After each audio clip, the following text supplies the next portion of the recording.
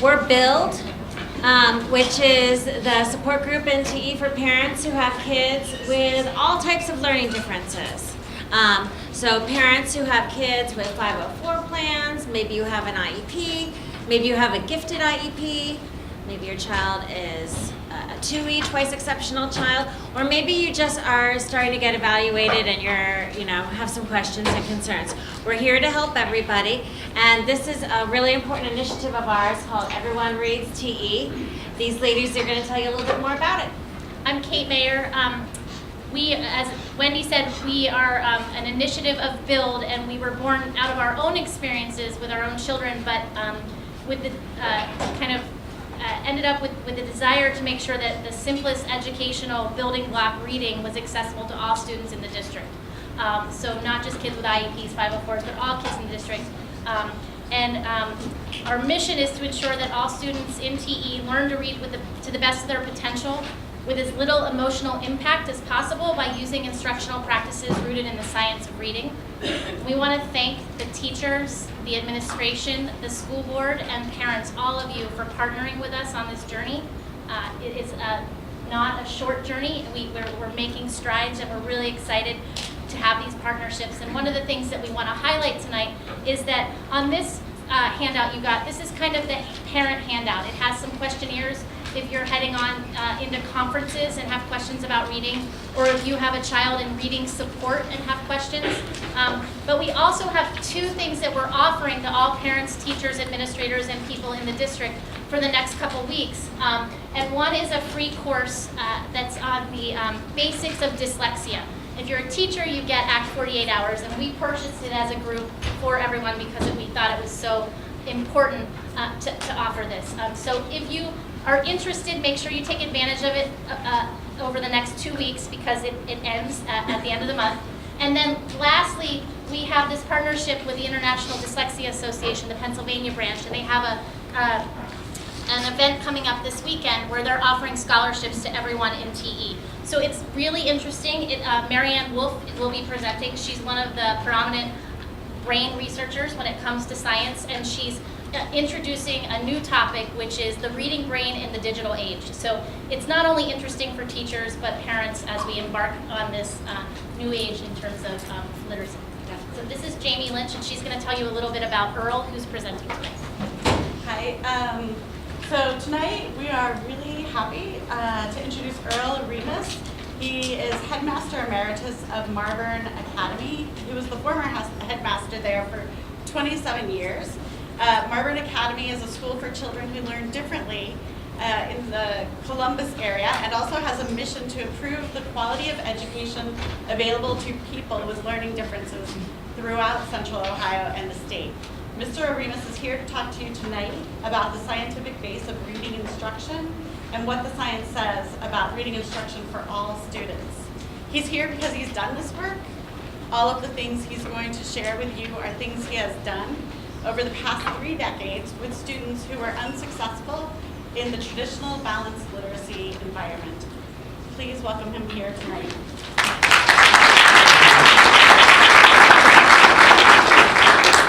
And I'm just going to add, we're taping this meeting. It's everybody's backs. That's being taped. It's really to hear our wonderful speaker and allow people who weren't able to come to the meeting tonight to be able to hear them. So I just want to give everybody the heads up. Thanks. Thank you all for asking me to come and be a part of this. So I've spent a long time in my life working with parent groups and supporters in my own school, and then found that there were a lot of other schools looking for the same kinds of things. And over 30 years or so, we found out some things that work with these children. And along the way, one of the things that helped so much was that there's a body of research that I want to spend considerable time sharing with you tonight that actually provided terrific guidance. Sometimes it was guidance away from things that we were doing that we thought were the right things, but they weren't. And other times it was guidance towards things that actually worked better for the kids.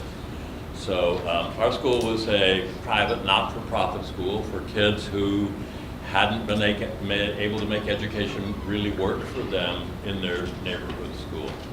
None of these were families who were choosing a private school because they thought that private school was the way you're supposed to go. They all came because their children didn't seem to be able to make it work for them in the other programs. So our role was to figure out programs that did work for them. If their issue was that they had a lot of difficulty learning to read, we wanted to be able to teach in a way where the opposite happened, where they're really good. With math, fine. There were ADHD kids and they had issues with what we would call self-management skills. We wanted to know how to teach those self-management skills. So this is a part of what has been for me the core of my work as a person in this world. And it's always thrilling to be asked by some other people to come and share information with them. There are quite a number of things we learned the hard way in doing this. When I arrived there at my school in 1987, we were a little school of 70 children, all of whom did not know how to read. And I had 14 faculty members, none of whom know how to teach them to read. So that wasn't actually solving the problem. Our school had developed some wonderful strategies, though, for helping kids feel better about the fact that they didn't know how to read. And so the school had stayed alive for a couple of years on that. But long term, we really had to know how to teach them to read. And so part of what I want to talk about is that journey. And it's an honor to be asked to share that stuff in the hopes that some of it may be useful to you. So, those of you all sitting out there, some of you are parents and you're thinking about these questions for your children. Some of you are school people, you're thinking about how they as a school and their other colleagues in the school can work on these issues and make it work. And so I hope for you that it turns out well. Turned out okay for us 3 years ago. When I first started working in Marburn, we rented a 1952 elementary school building from a surplus school from the Columbus Public School District. And I can tell you that if they had a surplus school, it was not one you would want your kid to be in. And so for a long time, our sort of internal joke at the school was we were in a great school, but we do it in a chicken coop. And 3 years ago, we celebrated the fact that we acquired 17 acres of land and we opened a school building for 350 of these children. And it's a state of the art. So, now it's like we've moved from the chicken coop to the palace. So it's very reinforcing to know that, over that long haul, you can actually figure these things out and make it work. So my goal tonight is to share some of this with you. Okay, so here's the idea of what we're going to do. I made a few notes so I don't ramble on too much on this part and then forget to get to all the good stuff. So I want to start out by talking about context here. These discussions about what's going on when kids struggle to learn to read and how could we respond in a way that would make it better, they've been going on for a very, very long time. And today we live in an educational environment where almost culture-wide discussions about reading and how it should be taught and how kids learn, those decisions were made and incorporated into the way schools do their business, starting back in the 20s and 30s and 40s when John Dewey's ideas about what he called Constructivist Learning began to excite people and were incorporated in many areas of schooling and great results in many areas of schooling. But what also happened was those decisions wound up getting incorporated into the teaching of reading. And so that context of those decisions being made out of enthusiasm for new ideas about learning, but in the absence of good science that tells you whether these ideas are going to work or not, we live today with the result of those decisions. The great thing about our context today, though, is we live in an environment where there is an astonishing body of reliable research that actually does guide us in making those kinds of decisions as we go forward. So, part of what I do is I want to talk about that whole body of research, how it came to be and why it's trustworthy.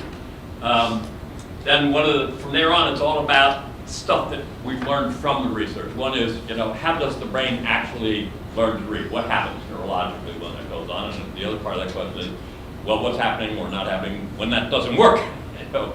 So it's helpful to know those things, because once you know that, then you can start looking at what are the steps you're supposed to go through, and then if there are problems, what are the sources of the problems, and what is the research base and what is the experiential base that people have now of how to do things that address those problems and have these kids be successful. So that's the plan for tonight. Those of you who are hoping for an early night, you don't actually have the research data, but if this is enough for you, feel free to grab a bagel or something and head on out. That's okay with me. All right, I got to mention 2 words. When I was on the debate team at the University of Kentucky, my debate coach drilled into me, always start out with your definition of terms so people know that you mean what they think you mean. So I'm going to use the word dyslexia a lot tonight, and not every kid who has trouble reading is dyslexic, or maybe they are, but they aren't diagnosed as dyslexic. What dyslexia has really meant over the years has evolved. Now, a good chunk of this very important science I want to talk to you about has looked at this whole issue of dyslexia, and here's what it means today, technically. It means a child that is seen as dyslexic has a combination of one of 4 deficits in the way their neurology in the left hemisphere processes certain elements of language. Fortunately, those 4 neurological correlates of dyslexia are easy to find out. It's easy to screen a kid and find out whether they have one or more of them. Okay?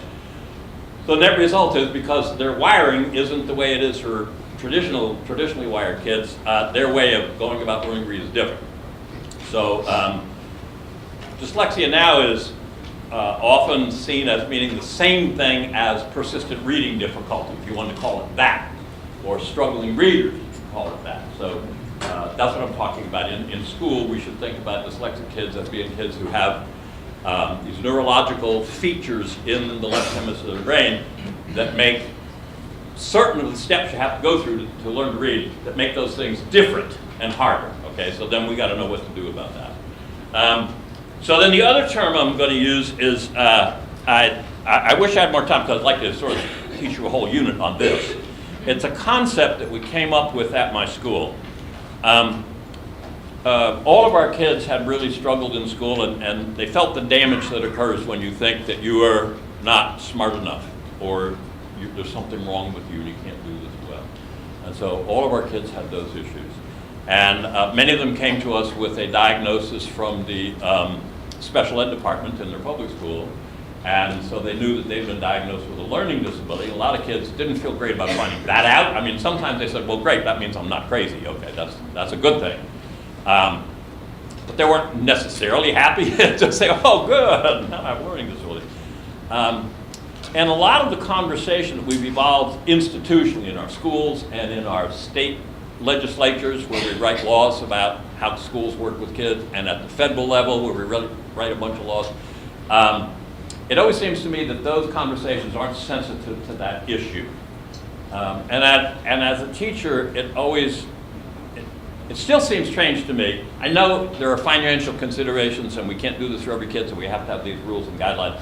But it also, at some level inside of my heart as a teacher, I have to ask myself, why does it make sense that we have to call a kid a bad name before we're willing to teach the way they learn best? I mean, we know how to do that, but we're not willing to do it until we do this. So we were looking for ways to think about these issues that kids have and how to talk about them in ways that promote better instruction, rather than in ways that tell us whether they qualify for extra help or not. So that was really our focus. So the terminology we came up with, I want to share with you. I'm just telling you because I'm going to be using this a bunch. So we call it the intuitive, non-intuitive learner concept, and here's the fundamentals of it.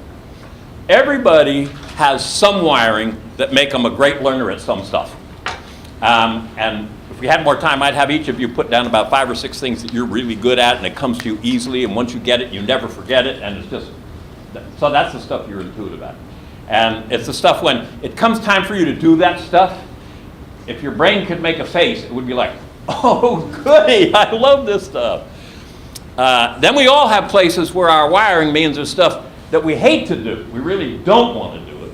We're not very good at it, we can try, and we can build some sort of minimal functionality at getting decent at it for a little while. But if you leave it alone for a day or a week, what happens to that functionality? See, you already know, right? You know this. Yeah, so where you're non-intuitive, it's hard to get it. And once you get it, if you don't stay with the whole getting it process every darn day, you go back to where it's supposed to be, and it's gone. So what we did was we studied our kids in the areas where they were really intuitive, and then we started to include ourselves and parents. And we wrote down a list of about a dozen characteristics that define what it's like where you're intuitive. And we did the same thing about where each one of us is non-intuitive, where we looked at those characteristics. They turned out to be very useful. Because if you're a parent with a kid who's really non-intuitive at something that's very important to you or very important to school, knowing what their characteristics are, then you can take that and go to the next step, which is, well, if you are non-intuitive about, what kind of teaching would work best for you? What would maximize the ease with which you get the information in and maximize your ability to hang on to it, not have it go away. So that solved our problem. We wanted ways to talk about this that produced thinking on our part as teachers and parents that let us understand our kids better and teach them better and have them understand themselves. Kids need to know that all the adults in the world are non-intuitive with a bunch of stuff too. The people who really shine in school just happen to be lucky that their non-intuitive stuff is not the things that school cares about. Okay? But if your non-intuitive stuff happens to be stuff school really cares about, then you're not so lucky. So you'll hear me using that term, and it's really important about the readers to know that readers get wiring at birth that makes them non-intuitive at learning to read. And then we can take those ideas about, well, what is the best way to learn where you're non-intuitive, and turn those into reading instruction. Much of that driven by the science. Okay, so here we go. So I want to start out talking about context. So we live in a fortunate era right now where a body of research has been conducted over the last 35 years about the National Institute of Child Health and Human Development. It's a sub-organization within the National Institute of Health, which then answers to the National Science Research Council. It is the group of agencies that the government turns to when they want answers about how to solve real problems that we can't seem to figure out with what the science is on, right? So we live in a context now where we have oceans of great information from these people. A lot of what I want to do tonight is share that and then talk about how that should play out in school. But a lot of the stuff that we're wrestling with right now about how we teach reading in school and how we try to help kids in school when the reading isn't going very well, a lot of that stuff is the consequence of decisions that were made about how to do this stuff long, long ago. And as I said earlier, there were decisions made based on genuine enthusiasm for new ways of thinking about teaching. That part was good. The bad part was that some of those insights applied to some students in some circumstances, but not to all students in all circumstances. So today we talk about those ideas, Dewey's ideas, as constructivist. And what that really means is the teacher, when doing constructivist teaching and learning, the teacher guides the child through experiences from which the child herself draws insights and information and constructs her own knowledge about this, whatever it is. So the kids take a major role in constructing their own knowledge. The opposite of constructivist learning is called didactic. That means as a teacher, they're telling you what you need to know and that you need to remember it. You got a test on Friday. Yeah, so that's didactic instruction. It turns out where you are a non-intuitive learner, guess which of those two kinds of learning does not work very well for you? The kind where someone allows you to create your own understanding of how the language works. Because it's a highly procedural, highly complex problem, how reading works. And if you're non-intuitive at it, you can't figure that stuff out on your own. So if you have a constructivist teacher who's doing that with you in reading, your odds go down on how well this is going to work for you. But where you are a non-intuitive learner, What works best is a teacher who tells you exactly what you need to know, how it relates to the other things you need to know, and explains to you what you're going to have to do to internalize this so when you need to use it, it's still there. That's didactic teaching. Well, as a culture and as an educational profession, starting back in the 40s and the 50s, we began to move more and more and more to the idea of taking constructivist ideas and bringing them into our reading instruction. But there wasn't the science around at that time to tell us, well, wait, time out. It's going to work for the intuitive guys, but it's not going to work for the non-intuitive guys. And we currently live and work, if we're teachers and administrators, in schools that have committed to a lot of that over the years. And now we're wrestling with the fact that science has come along and said, that might not be the right way to do it. If you try it this way, you're going to get better results. So I think that context is very important. So we're going to take a little look at the context. So we're talking about instructional design and curricular choices that we've made as a culture about how we're going to teach and how we're going to ask our kids to learn. Well, we didn't have, mostly in the past, we haven't had good science to guide those decisions because no scientists were looking at this stuff. It just wasn't there, so we're out of luck on that. Our tradition in the educational field is that we make these momentous decisions about how we're going to teach and what the curriculum is going to be based on what teachers, education leaders, political leaders, what their philosophy, feelings, and beliefs are about that stuff. And often, what I've noticed is that we as teachers tend to think the right way is the way that worked for us. So, if we were good constructivist learners, then that's what we want to see going on in our classroom. If we weren't, then we're okay with the didactic stuff. But it's probably not the right way to make decisions for the nation. All the schools. Probably ought to have some other stuff working for us. What people believe, the other problem with basing these decisions on what people believe is, what if a whole bunch of educators believe a certain thing and it's inaccurate? And you bring evidence to them that it's inaccurate. If their position is a position based on faith and belief, what do they think about your evidence? You have about as good a chance of convincing them as you do convincing your neighbor across the street, whatever their particular religion might be, let's say they're a Presbyterian, convincing them that you have a wheelbarrow load of evidence that if you would become the Episcopalian, it would be a much better religion for you than Presbyterian. Actually, your evidence doesn't matter because it isn't an evidence-based choice, is it? It's faith. Faith means not based on evidence. So when we do that in our schools, that puts us in a tough position. So there's religious faith point. And then if that's the case, then here's what you can wind up with. So everybody gives Dewey the credit for figuring out this whole constructivist thing, but it's actually a guy named Spencer in England who did it for about 60 years before Dewey did. Then Dewey brought it to America, and so we did. And then following what Dewey did, there's a guy who taught linguistics and other things at MIT, a brilliant man named Noam Chomsky. And he was a very sort of, we'd think of him as sort of a left-leaning kind of guy who had ideas about how those notions should play into the way we design schooling and teaching. And then Ken Goodman was a professor in Arizona who felt very strongly that the constructivist approach to learning and reading was the best way to go about it.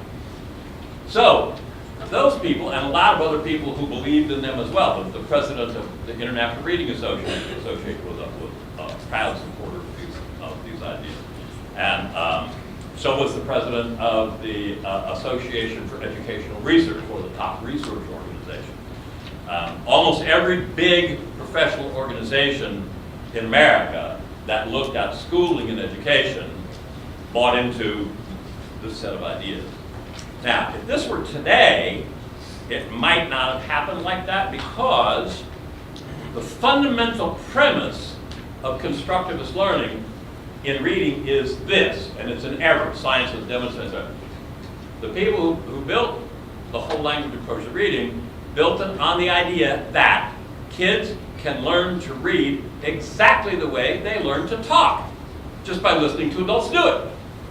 You really don't sit down and give very many lessons to your kids about today we're doing this workshop on how to talk. You know, adults do a lot of talking around them, talk with them. Pretty soon they start making noises. Pretty soon they begin to talk too, and by the time they're 5, you can't stop them from talking, right? So it is a very sort of automatic process, and there's a reason why that is there. So this approach to thinking about how to teach reading is based on the idea, what I call it the friction method of learning to read. And the friction method is this. You take children and reading, and you rub them together quite pleasantly over a relatively short period of time, and pretty soon they catch on fire and they read. All right? That is not a false statement, because there's a certain number of kids who are pretty intuitive at reading, and guess what? It works pretty well for them. They're so intuitive, they fill in a bunch of the stuff that other kids might need someone to explain to them didactically. They learn it on their own. But it is not an across-the-board kind of thing. So why context matters is because it didn't have the science. It is a demonstrably false premise, and it's a neurological good learned talker. And today, it is absolutely clear that is not true. But the world has not changed around that in terms of whether those ideas are still the main ideas in how we teach reading or whether they aren't. We'll remain more or less the same. All right, so context, where this comes from, it matters. What are our current circumstances? For 3/4 of a century in this country, students, parents, and schools have been living in educational circumstances in which a crucial cultural decision was made to value this particular kind of instruction and curricular design, and to value this above all others. And the result of that has been that we have severely disadvantaged the 20% of children in the population who are non-intuitive learners and who need didactic instruction. 50 million school children in America. 20% is 10 million kids. Might sound like a terribly high number to you, but the probability is that it's lower. If you want to take an external measure of whether that's way too low or way too high, consider this. About every 3 years, there's an outfit funded by the government called the National Assessment of Educational Progress. And they go to schools, a representative sample of schools, lower schools, middle schools, high schools, all the way across the country, rich, poor, urban, suburban, and they measure how kids are doing on things like reading and math and that sort of stuff. It began in the late 60s. For as long as the National Assessment of Educational Progress has been reporting, the number of kids who read in America, who read at or below basic, that means well below 4th grade, has been 40%. And over the last 15 or 20 years, when there's been enormous government attention and parent attention and school attention to this particular issue, 40% of American people don't become very good readers, the numbers haven't improved. So there's an external measure. There is a serious issue about how we're doing this. Okay, so I mentioned this. In the 1700s and the 1800s, almost all formal education was totally didactic. You had a teacher who told you stuff, and then they found out if you could remember it. That's basically what it was. So Spencer and Dewey had this idea. It sounded incredibly appealing. It's very humanistic. Instead of having a teacher who's the boss and tells you, who sort of does education to you, forces this stuff on you, you have to learn it and then prove that you know it. Their methodology allowed the teacher to be your guide, your coach, your facilitator, and bringing you as a student to a place where you understood this stuff and made it meaningful to you. That's a lovely idea. I mean, none of us like people ramming stuff down our throat. And then in the last 20 years or so, this terminology has been generated to describe the change. So what happened was the teacher went from being the sage on the stage who told everybody what they needed to know to being the guide on the side who coached them along to get to the place where they needed to get. In the 40s, 50s, 60s, and 70s, Dewey's ideas were ever more broadly applied, but also misapplied in that they were applied universally. So the non-intuitive kids were getting the same stuff. In that process, the alternative the didactic way of teaching and understanding of the sound system of the language was diminished in America. It eventually got pushed out of almost all of the colleges of education in America. So you might think that is an extreme statement. I'll cite a little example from Ohio. We happen to be particularly backward in this area in Ohio because one of the top academic scholars in the field of reading, who was a very avid supporter of the whole language ideas, she was the top dog at Ohio State University, and they prepared almost all the school people and the administrators and everything. So anyway, in our state, we have 58 colleges of education. And in the process of advocating at the legislature to make sure that we were training teachers to be constructivists for the kids who will learn well that way, who will be really set on fire by great constructivist reading instruction, but who also have the skills to employ the didactic instruction that the non-intuitive kids needed. We ran into a situation where we found out that the colleges of education in the state of Ohio actually did none of that second piece. There was an organization in Ohio called the Ohio Board of Regents. It was mandated by the state to supervise the behavior and the activities of all of the accredited colleges in the state. So any college in Ohio that wants to issue a degree has to submit a 50-page dossier to the Board of Regents that lists every important thing they will teach to a person who is going to qualify for this major. And the Board of Regents reads all that stuff and says, no, you left this and this and this out, so you're not going to be accredited for a mechanical engineering degree because you didn't teach calculus, let's say. We went and talked to the chancellor of the Board of Regents, and we explained our worry that we weren't going to be able to get the kind of instruction that all kids need in the schools if we were only teaching teachers in the colleges of education to do one kind. So he was pretty dubious about whether that could possibly be true. It seemed too bizarre that it could be true. So he actually, though, he gave us permission to put together a committee of educational people who knew a lot about this stuff. And so we were given the job to review that 50-page document from every college of education in the state of Ohio to see if, in fact, our young teachers were being trained to recognize the kids who could profit from one kind of instruction and do that, and then also recognize the kids who would profit from quite different and be able to do that. So this is the part that's going to sound like I'm making this up. There was not one single requirement in the curriculum of all 58 colleges of education that was focused on teaching teachers how to teach the phonetic structure of the language to children. Anybody disagree with that? I'm making it up? I'm not really.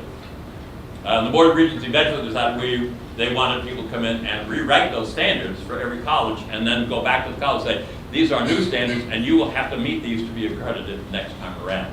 So we're still in process. We don't know if that's going to work or not. But the point is, the enthusiastic adoption of constructivist instructional models wasn't just about this school and this teacher. It was about many schools, all schools. But it was also about the people who teach teachers. So I looked it up. Pennsylvania has 5 colleges who have received, not state, but outside accreditation for teaching their teacher candidates the kind of information they need to know to provide effective teaching based on the structure of the language, on the phonetics and on the how to sound words out. And I'm sure you have others that didn't appear in this list, but what it really says, to the degree that list is accurate, you're in about the same shape we're in Ohio now. We now have 5. And many others are working. The biggest problem they have now is not that they don't want to. Most of them have sort of bought the argument that I'm making here. It's that they can't find highly qualified trainers because their professors, when they were young and going through their undergraduate or their master's degree, they weren't taught this stuff either.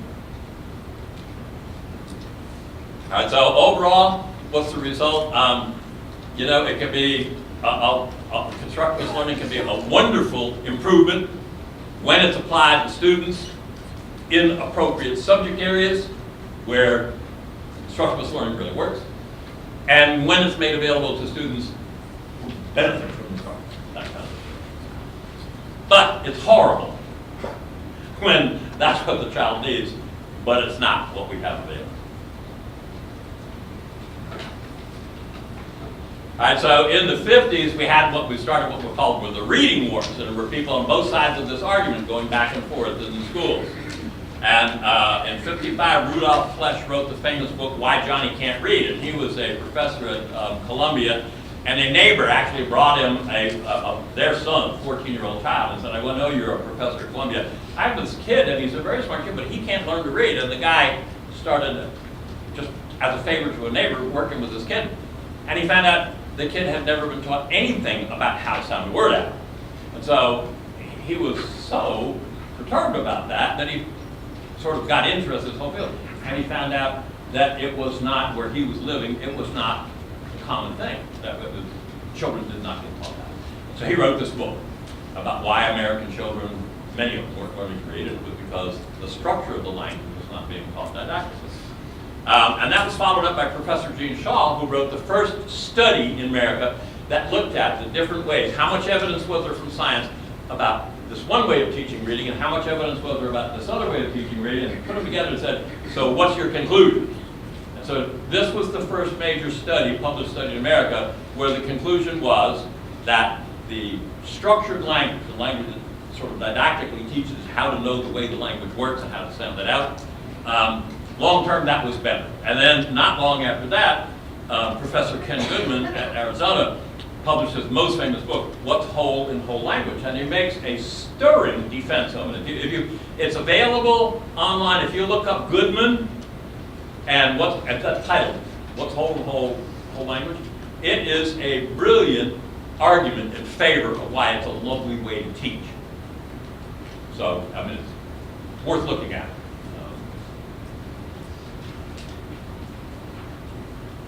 Mentioned the professoriate in the schools where they didn't have to do this. So anyway, what has happened largely is that there has been over time a large-scale abandonment of decoding as the core thing that needs to be taught in reading. So, we're at a place now where I have worked with quite a few districts that are wrestling with this. They have historically loved their constructivist learning. They hired brilliant teachers who were marvelous at it. And the work that they do with kids in content area courses where constructivist learning is a huge plus is brilliant. They're doing dazzling work with those kids.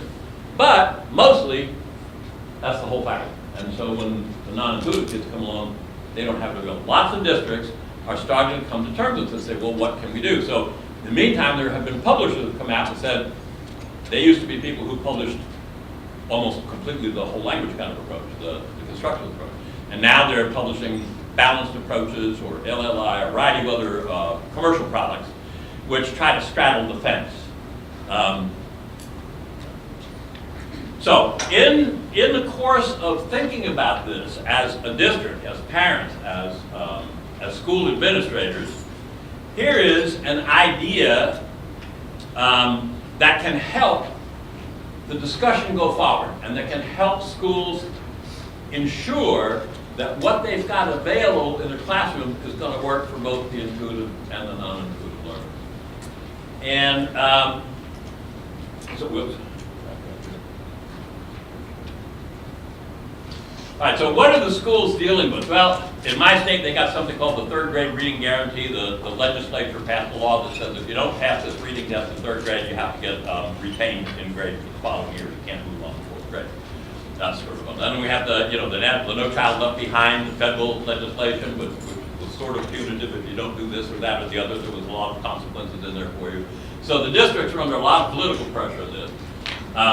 And then there's a lot of legal pressure. I've worked with a number of school districts that one of the sort of hidden costs of not having skillfully delivered services available to both sides of this means that there's a lot of conversations that actually don't produce good results, and then people get mad And what happens is, when the parents get mad enough, they sue the school. So there's a lot of legal activity, and in the special ed side, there's a lot of hearings, and both of those are costly and very time intensive, and they tend not to raise the level of friendliness within the district among various components in the district. So what might be useful for districts that are under pressure from the state government, for instance, to show X amount of reading growth, X amount of growth per student in the state? And in states that do this kind of stuff, the pressure is heavy. And locally it's heavy. If you're a district that historically has done well, you're very concerned about making sure that your scores don't go down, that you are showing up at the top of the heap so that everybody recognizes that you're a great school. Those kinds of mandates from the state almost force school leaders to look at the data on all of their kids lumped together. Problem is, when kids have trouble learning, whether it's reading or not, that's not a whole group activity. That's a one kid activity. And so when the school is being leaned on to look at all of the total group stuff, and those are the scores that they're focused on, annual growth sounds like a fantastic thing. If your superintendent can come back to your district and go to your newspaper and say, we had the highest annual growth of any district in Pennsylvania, everybody will clap and cheer. So here's a question about that. What if that's what you had in terms of your growth? But what if a bunch of the kids who made that statistics work, they gained a year of skill in the previous school year? What if they started out 2 years behind it? What's that kid's long-term prospect? If he gains a year of growth this year, and gains a year of growth next year, and gains a year of growth next year, well, his district's scores are going to look great, right? Because everybody's getting a year of annual growth, aren't they? Well, what's happening to that kid? Something's not happening. What isn't happening for him? That's exactly. However far he was behind, he's still that far behind now. So this concept is one that parents and schools can use, just as we use the ideas about intuitive and non-intuitive learners to change how we thought about a hard problem and how to guide our thinking to a more productive approach. This idea that you should be measuring internally, whether you're measuring it externally or not to the state, if you're measuring internally, this concept. Annual growth for all students, but also catch-up growth for those who are behind. So if a kid is 5 years behind and he's making 1.3 years of growth, he's making more than annual growth. But how old will he be when he finally catches up and he keeps doing it? If it's a third of a year of extra growth every year, it's going to take 3 years to catch up 1 year that you're behind, and then 3 more, 3 more, 3 more. So this idea of annual growth for all and catch-up growth for those who are behind can be a wonderful thought tool for teachers and administrators and for parents. When you want to see data on your kids, you want to see not if my kid has a reading, but I don't just want to see did he make annual growth. I mean, is there a prospect before he dies that he will actually catch up at this rate? If there's not, then this needs to be rethought, okay? I want to recommend a book to you for those people who think this is a great idea. There's a man named Lynn Fielding. Lynn was a 10-year board member of a public school district in Kennewick, Washington. It was a small agricultural city in eastern Washington. It had the kind of student population that people widely acknowledge as being relatively hard to teach. Over 50% of their children in their district were minority. Over 50% of the children in the district were on free or supported lunch fees, which means that these were poor kids, and of course poor kids have a harder time with this than wealthy kids do. Lynn was a professional bean counter in his real life. He was a CPA kind of guy. And after he'd been on the board for a while, he started to notice that every year when they did their annual assessment of how things were going in terms of their kids' learning, that about half of the kids were not at the benchmark for their grade level. So he was disturbed about that, and he talked to the rest of the board, and they said, well, you know, it's been that way forever. You know, we've got this tough district, and they're really hard to teach, and, you know, we've done all this stuff, and, you know, year after year it just stays that way. He said, well, is that the way we want it to stay? And everybody said, oh, no. I said, well, what shall we do about it? Oh, well, we thought about that. We haven't been able to figure out what to do. He said, and Lynn said, I think, as a Board of Education of Kennewick, Washington, we need to think about that and figure out a plan. And they did. And as a district, the schools, the principals, the teachers, and the board came together around this idea that they were going to give themselves a number of years to do it, but they weren't going to stop until 90% of their fourth graders read at grade level. Took them a long time. 7 years, they did it. It's the only school district I know in America with this kind of demographic that actually addressed the issue of how to teach reading for the kids who struggle with reading in such a way that they brought 90, and actually, he's a B type, so he goes for the decimal, but it was 89.7% of the kids. So, but he called it 90, okay, and I'll go with him on that. So Lynn wrote a book, and the title of this book is Annual Growth for All and Catch-Up Growth for Those Behind. I ran across it at a Dyslexia, International Dyslexia Association conference. They always have a center where they have, you know, interesting books. And I saw that title on the back of that book. And I said, I don't know who this guy is, but I know one thing for sure. With a title like that, he is not a marketing guy. So maybe he's an educational guy. I'm going to look at it. I read the book, and then I met Lynn, and then helped connect Lynn with a number of schools and districts and states, although he's good at doing that himself. The book is available. You can find it on, oh, you have it right there, okay. You can find it on Amazon. It's out of print now, so it costs a little more, but it's a heck of a read. It is a sort of week by week, month by month story of what they did to get from where they were to where they wanted to go. And it wasn't all easy. And at first, for the first 3 years, they basically made mistakes. So initially, they said, well, our instructional curriculum and our instructional methods are great, so we can stick with those. Well, all we have to do is try harder. So they kept the same curriculum, and they just did that curriculum harder. Well, how do you do that harder? Well, you get everybody in the building, all the secretaries, everybody else, the janitors, everybody was reading to kids every day. And at the end of the first year, there was not any visible progress. They said, well, we haven't been reading to all the kids enough every day, and so next year they redoubled their efforts. And they read to kids absolutely as much as you can read to kids in a school and still keep the school going. And there was no way to do it more. And so, well, that variable is out of the game. That's not right. Then they examined the variable. Well, what about our curriculum? What about our teaching methods? They didn't have a curriculum that was attentive to the kids who needed didactic learning. Nor did they understand the processes that underlie didactic learning. They hadn't been trained in that. Then they came to the hard decision. We have to think about this curriculum and how we're doing it. And in the third year, they made the switch. And because it was brand new, they picked a pretty good curriculum. Addressed more of what was needed. But it was hard to make the switch. And in the third year, they saw a little progress, but not a lot. In the fourth year, a third of the kids who conventionally always failed finally made the criteria, but 2/3 didn't. So they'd gotten a third of the way there.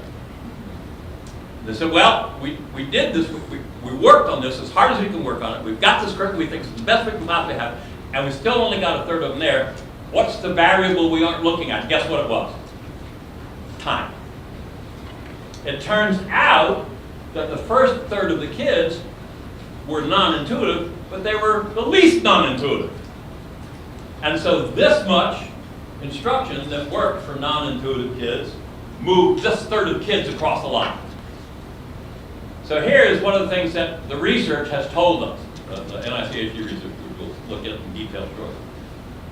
Different kids have different rates of remediation from their deficits. Kids can be relatively easy to remediate back to grade level, moderately hard to remediate back to grade level, or hard as heck to remediate back to grade level. And the function for those kids is time. One of the things we learned when we looked at the non-intuitive learners get it more slowly than the intuitive learners do. It takes more time. And then always had that forgetting thing going on with the non-intuitive guys, so you make some progress and slide back. So the second year, they changed, in their whole district, they changed how they allocated time. And the kids in that cohort who didn't get far enough, they got 2 hours of it a day. And at the end of that year, guess what? Another third of them made it. Now they had 67% of their students there. So what conundrum does this present to you if you're the people running that district? What are you going to do next year? You've already cut another hour out of the regular day, right? Now you got all these kids in this for 2 hours. What are you going to do?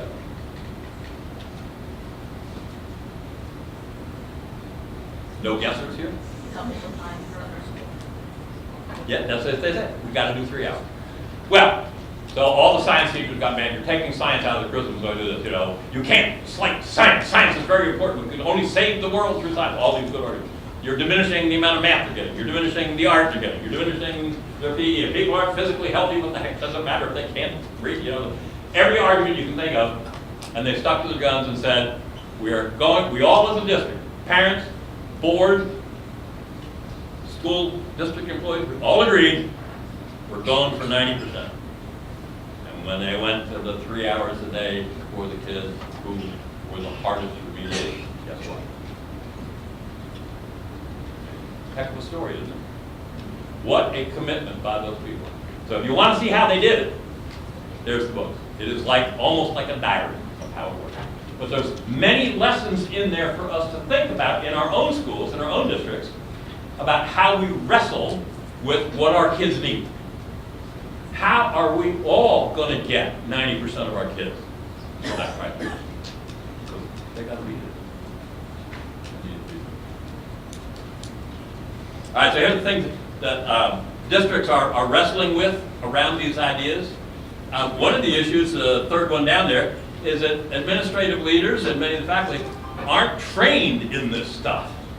And so to hand them the ball and say, okay, you guys figure it out and go ahead, that's a hard thing. Where are you going to get the information that you need to make wise decisions?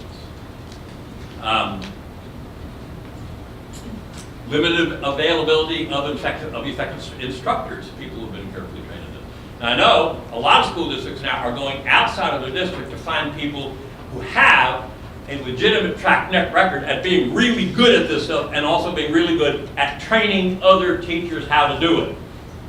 So that's an important component too, is where you go get the knowledge to arm your teachers with what they need to provide the instruction that's going to work for those children. Districts face financial pressure. Where do you get the money to do this, for heaven's sakes? You know, they already spend all their money getting the results that they're getting now. Where does the money come from for the additional training, the supervision, the guidance, the new materials? That's not an easy thing either. So all of those things are things that should make parents be understanding and sympathetic for the challenges that districts face in wrestling with this problem. It doesn't mean you stop paying attention, but I mean, you can't just get upset about it. So I'm working with a district in Columbus right now who was, for a long time, was famous for being one of the most high-performing districts and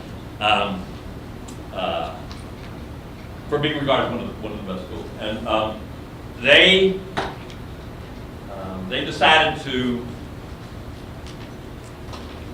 make a major time and financial commitment to bringing in trainers who could arm them inside their school district with people who knew this stuff and knew how to implement it and knew how to train and coach teachers to do it. So I went to a meeting with board members were there and the school district leaders were there, and there were about 45 parents who were there. And the parents, which is a phenomenon that has occurred rapidly now since we've had the internet where people can communicate and get information, it's pretty common for districts to have a very knowledgeable and well-educated group of parents around all this stuff. They help each other out, they go to conferences, they study, and they really know this stuff. So these parents were there because the district was saying, we are now implementing a program designed to address the needs of the children who weren't being well served by what we were doing in the past. And so they came in and they explained all of it, put everything up. It was a very impressive package of what they've committed to do and what they're doing and how they're bringing people in training and everything. I said, but my kid is still not getting that. It's still not happening for her. And partway through the meeting, there were tears, there were loud voices, there was anger, and it was about people afraid for what their kid's fate was going to be. Because even though the district had sort of made a turn in how it's going about its business, you couldn't deliver, you don't just decide, write it on paper, and then have what you need to deliver the instruction. So you couldn't do it that way. And they were saying, give us credit, look what we're doing the right stuff. And they were saying, give us credit, it's our kid, she's going to get ground to pieces by this. She needs this now, what are we going to do? So I was well known in the community as the head of Marburn Academy for a long time, because we were the only school like us in our region, and people knew that we worked with these kids, that we knew how to work with them. And in years past, when Dublin was very resistant to these ideas, I had tried to work with them, and they said, get lost, I'm not interested. So I sort of privately saw them as people who weren't willing to accept this challenge and do this. They were going to stick to their guns and do what they do.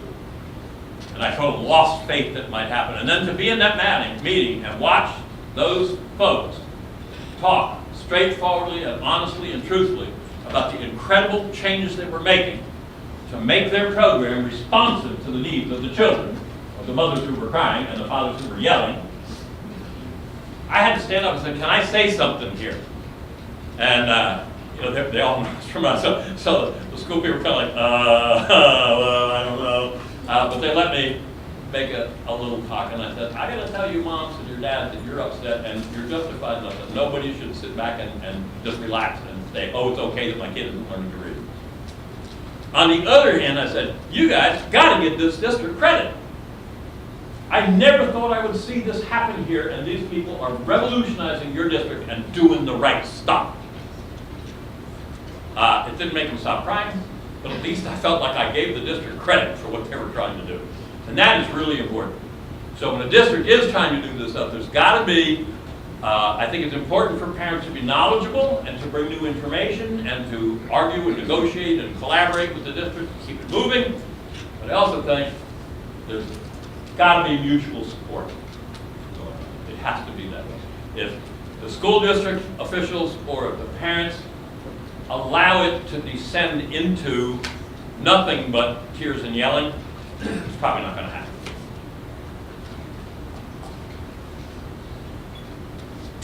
So I have some advice here for people who are working as change advocates. Cultivate, recognize, support, and credit willing district allies, despite the fact that the pace of change might be a little slow. It just takes a long time, When I got to Marburn, we had 72 kids that told you this. They didn't know how to read. We had 14 teachers who didn't know how to teach them. I knew what the right stuff was. But it took me 5 years to get my teachers trained well enough that I could say we do a really good job at it. It isn't just being determined to do it. Help districts select key goals that will measure improvement for individual students and make that data available district-wide and for families so that catch-up growth can become an important part of the way that both parties to the dialogue are thinking about what do we need to do to get catch-up growth. Parents often become trusted sources of very good information about what can help move the ball down the field by becoming well acquainted with the science. So that's a really important thing that can happen. And there are schools around the country that are struggling with exactly the same issues.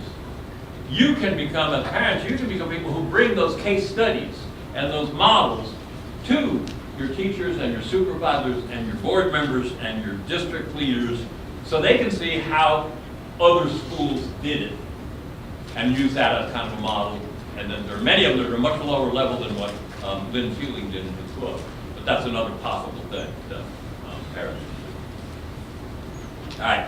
So, we've been talking about all this education research, and I want to do the educational research thing. Am I okay to plunge ahead here to people dying with a question, a burning question? Good. You're not going to say so? So, I'm going on with research. So, here we go.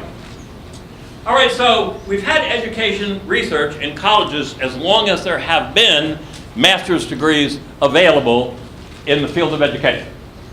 Because in the master's program or the doctoral program, you conduct a certain amount of educational research under the guidance of your professor.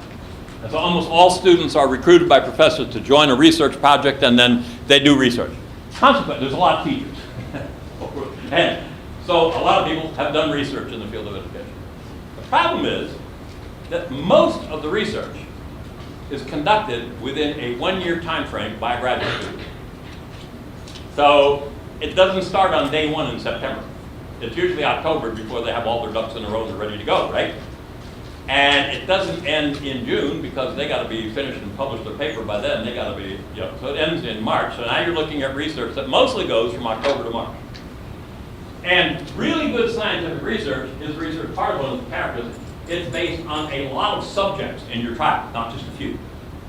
If you only have a few people that you're experimenting with, you can come up with some very odd findings that are valid for that survey, but they do not represent the way it is for the rest of the people in the world, right? So if you base your decisions on research that has an average number of subjects in it of 40, now even if 50 people reproduce the research with 40 kids and every one of them gets the same result, you want to base national policy decisions, state policy, your district policy on 40 kids somewhere?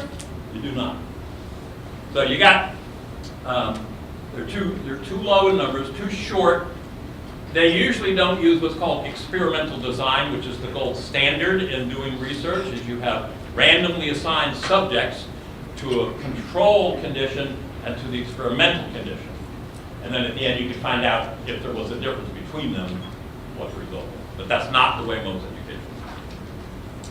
Also, if you're going to do some research and you come up with some interesting findings and you want everybody in the world to think, oh my gosh, what a wonderful idea to come up with this, you have to have other people in other places, other states, following your procedure to do this research and coming up with the same result you came up with kids in Arizona, not kids in Pennsylvania. So you got to have a bunch of those studies where you get converging results from a similar research design from all over the place, and they're all finding the same stuff. Now you got what you can reasonably call science. Okay, so sadly, almost all educational research has not been that.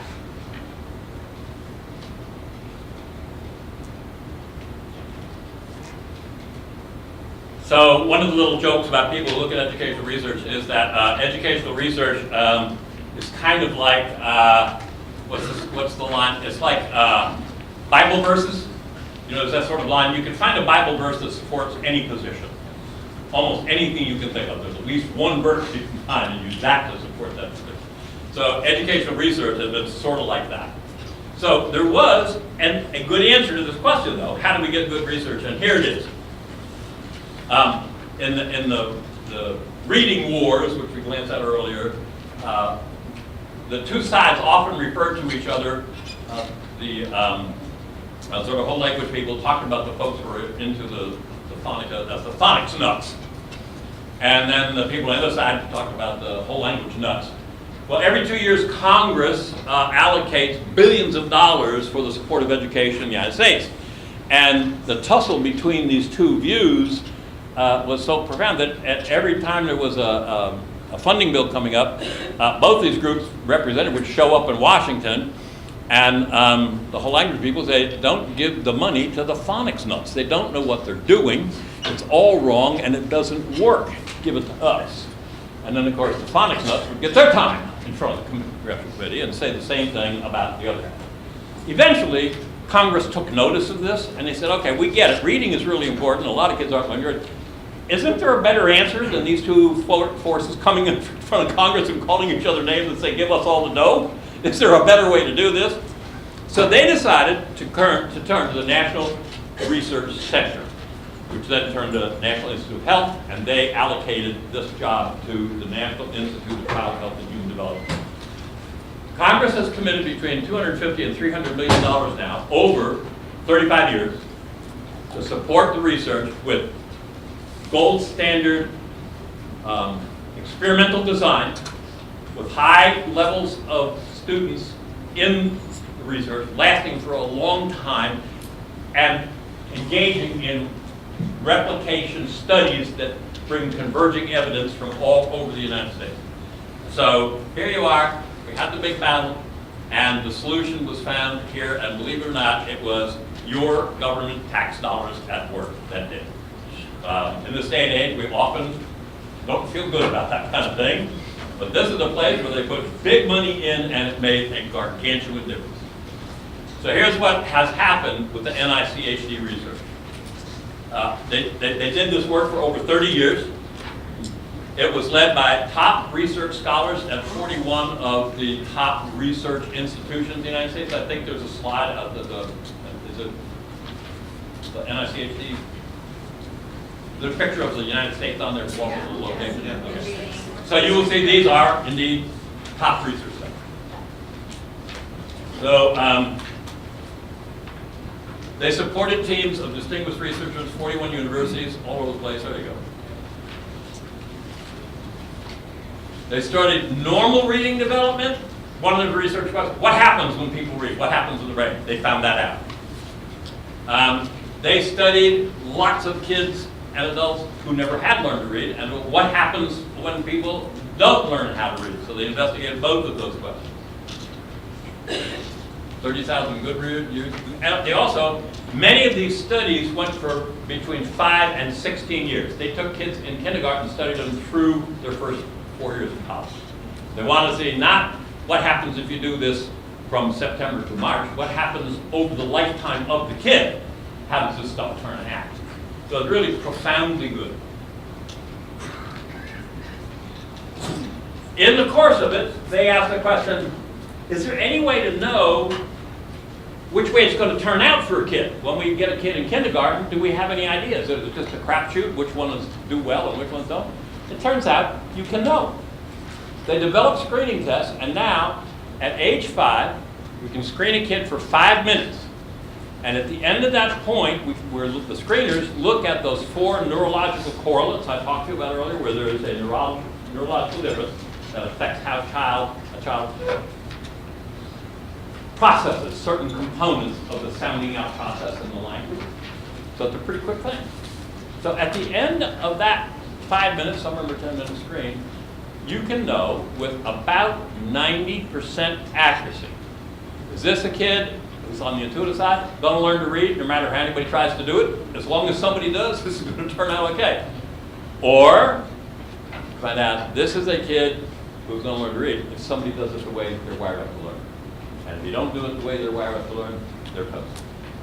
So, normally the way we do this in schools is kids don't get identified and intervened with until they've had 1 or 2 or 3 years in school where they haven't been doing great at reading. Because you don't want to, quote, jump in too fast. You don't want to make a mistake and identify a kid who probably would have done okay if you just let them alone. Well, here's what we know now. When the neurological difference is this phonemic awareness, or in how the brain processes phonological information, or how the brain's memory acts in hanging onto phonological information. When you sound out part of a word, you got to sort of keep that stored while you're sounding out the other part, and then you got to put the 2 parts together. Now you know the word, right? But if you have bad phonological memory, you put this piece in, and then you put the next piece in, this piece falls out, put another piece in, that piece falls out. Okay, that kind of stuff doesn't fix itself. That's the problem. We know these 4 parameters are present in almost every kid who does not learn to read easily and well. And leaving them on their own does not allow it to get fixed. So my argument is you will get some false positives. You identify some kids who the screener says, this kid needs intervention right now.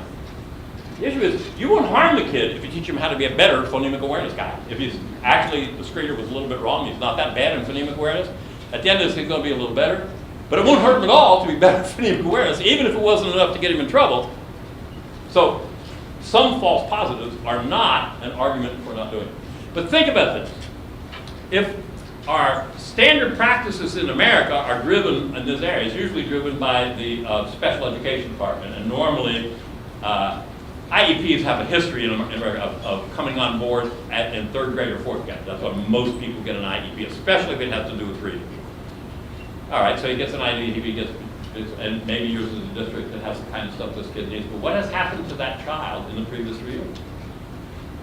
How does that child feel every single day going to school and the other kids in the classroom can read and they can't? They feel ashamed. They will tell you they feel a sense of shame. It damages them. And if it's only for 1 year, it's still some damage and it's still shame. But if it's for 2 years or 3 years, guess what it is? It is corrosive to that child's belief in himself as a person who can learn and as a person who is able and competent. It subtracts away some of that substance away from them about how they feel about themselves. And it can be profoundly damaging. So the earlier, the better. It's one of the things we learned from all this research. Example of how many classrooms and school districts they've been in, that kind of stuff, showing this is not small stuff. So what does all this add up to? Add up to this.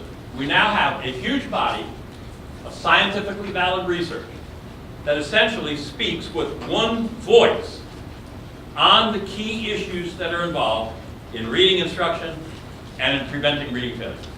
This is 35 years, hundreds and hundreds of studies. There isn't room to argue here. It's not like everything they do is perfectly right. But this is not something you argue with. This is, the stuff they found out is what is actually factual. So here's a good idea. What if we use that factual stuff to decide how we're going to teach and the ways we're going to teach?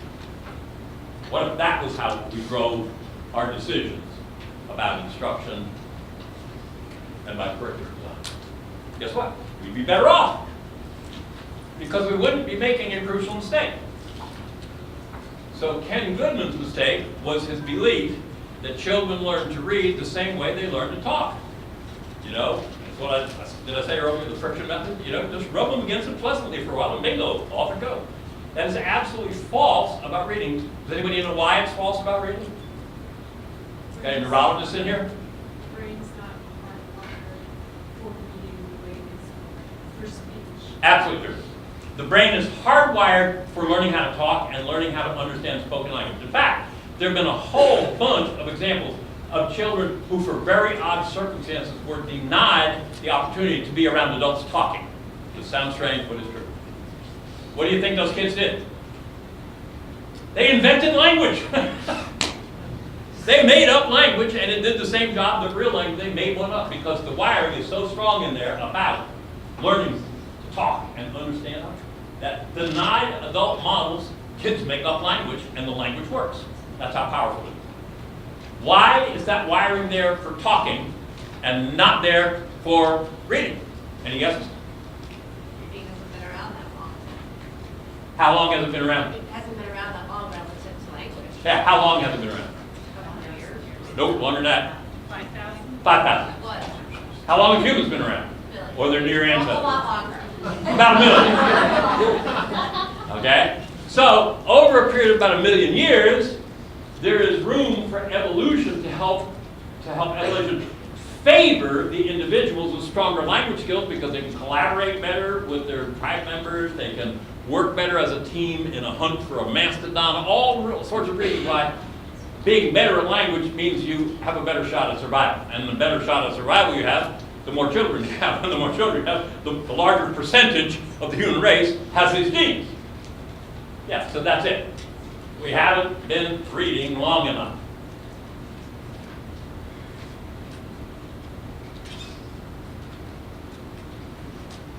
So we now know the cognitive, genetic, neurological, and instructional conditions that foster strong reading development. We know the risk factors that predispose youngsters to reading failure. We can use the screening test to find out where they are in kindergarten. And the NICHD guys ran years-long series of tests where they compared this remedial method against that remedial method against the next remedial method, working with kids who had similar reading problems. So they could find out which way of trying to remediate the deficit actually works better. How good is that? You know, you don't have to buy a whole bunch of stuff and then find out it doesn't work. They already did that for you. Okay, here are the components of reading. And during the period when the NICHD was getting in its early stages of its research, the government convened the National Reading Panel, which did a review of 115,000 of the most scientific research studies on reading that had ever been done in America. Brought them all together, and they reviewed them all, and their question was, are there some generalities we can take out of this vast body of research that informs our knowledge of reading? And yes, these are the things. They said, good reading instruction attends to phonemic awareness, systematic phonics, oral reading fluency, vocabulary development, and comprehension. So both sides found the same thing. NRP did when they reviewed 115,000 studies from other places, and NICHD did a whole bunch of studies brand new. Same concept, same goal. Alrighty, how the brain learns to read and why it's hard for some and easy for others. This is data that came from the NICHD studies. This is the part of the brain that is hardwired to learn how to talk and learn how to understand talk. It's in the left temporal hemisphere. Virtually all good readers process language here. And this is the part of the brain that lights up when you look at it on an fMRI image when a child is learning to talk or when a child is learning to read.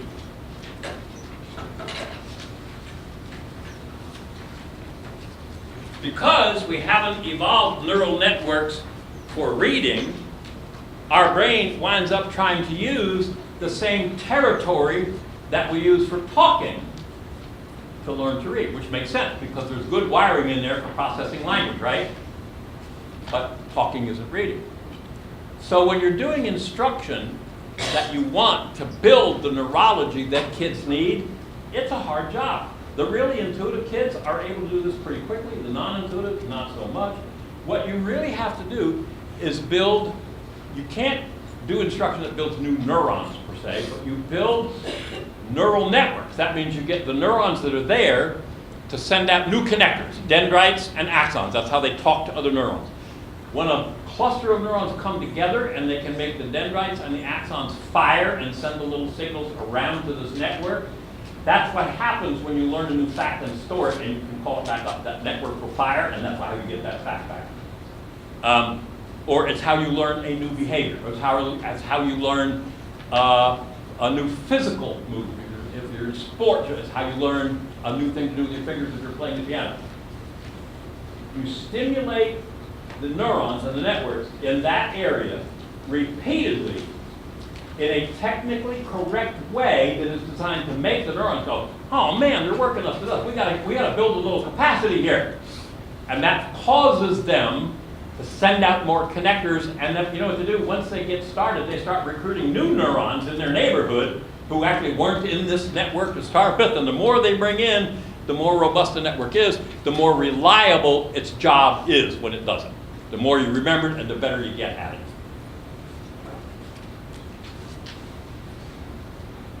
So when you use your left hemisphere to start to learn to read, you are literally rewiring. You're building new wiring in there. So what you do when you're trying to learn to read is you're taking little marks on paper, symbols, and you're learning that those symbols can represent certain sounds. And then you're learning how to put a series of those symbols together with the sounds that they represent, and then translate the symbols into the sounds, join the sounds together, and now you have just sounded out a word. So that's what you're trying to do when you learn to read. Lengthy series of complex neurodevelopmental steps. Learn to read, you got to rewire the brain. Okay, so due to various inherited developmental differences in each person's wiring in the language areas of the brain, the difficulty of this rewiring task can vary. For about 40% of the kids, it's extremely difficult. About 40%, some difficult. For about 20%, not that hard.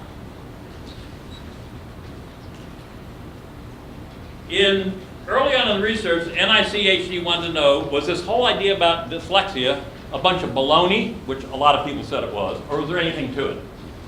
So at Beth Israel Hospital in Boston, the Orton-Gillingham Society, as it was known then, now the International Dyslexia Association, they raised money and they wanted to be able to look at dyslexic brains and see, was there really anything physically different in a dyslexic brain? So they identified a bunch of very well-educated, mature individuals who had lived very productive lives. And they went to those people, and that they were dyslexic, and they went to those people and they asked them, can we have your brain when you're done with it? And a certain number of them said yes. So they worked with MIT and Harvard, and that was the only two places up there where there were Cray supercomputers at that time, and they trained these supercomputers to be able to look at slides made from very thin slices of brains and look at the neurons in there, and they had to train the computer to recognize, because neurons, they vary a lot in their shape, even the good ones do, and they vary a lot in how they're organized with other neurons. So it's not like there's one pattern, but this is good, if that's not. So these computers had to get good enough to actually be able to tell if there's a slight difference in this pattern, this is not an acceptable, this is a difference that would be only found in a dyslexic brain. And so under a direction of a guy, a neuroscientist named Albert Galberta, they developed a process. This is not easy. I mean, neurons aren't very thick, right? So if you want to slice, they cut slices right through the brain like this, slice it like bologna. If you want a slice that's thin enough that it's only one neuron thick, they found out you could slice it that thin, but guess what? It's so apart. So had to figure out a new way to slice it and keep it all stuck together. Then it could go under a scanning electron microscope. And there's a lot of work here. One brain has about 100 billion neurons in the cortex. Well, that's a lot of stuff to look at.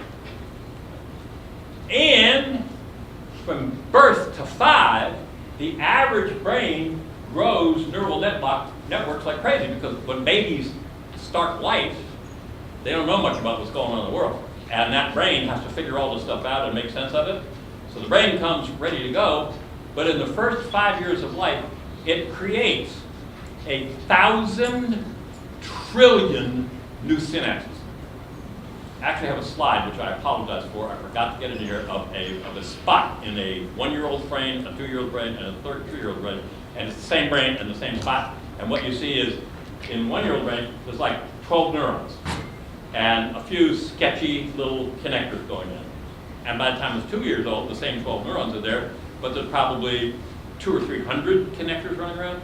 And by the time you get the slide on the 3-year-old, the connective, the neurons and dendrites are so dense that you almost can't see the neurons at all. It's almost like a solid sheet. Okay.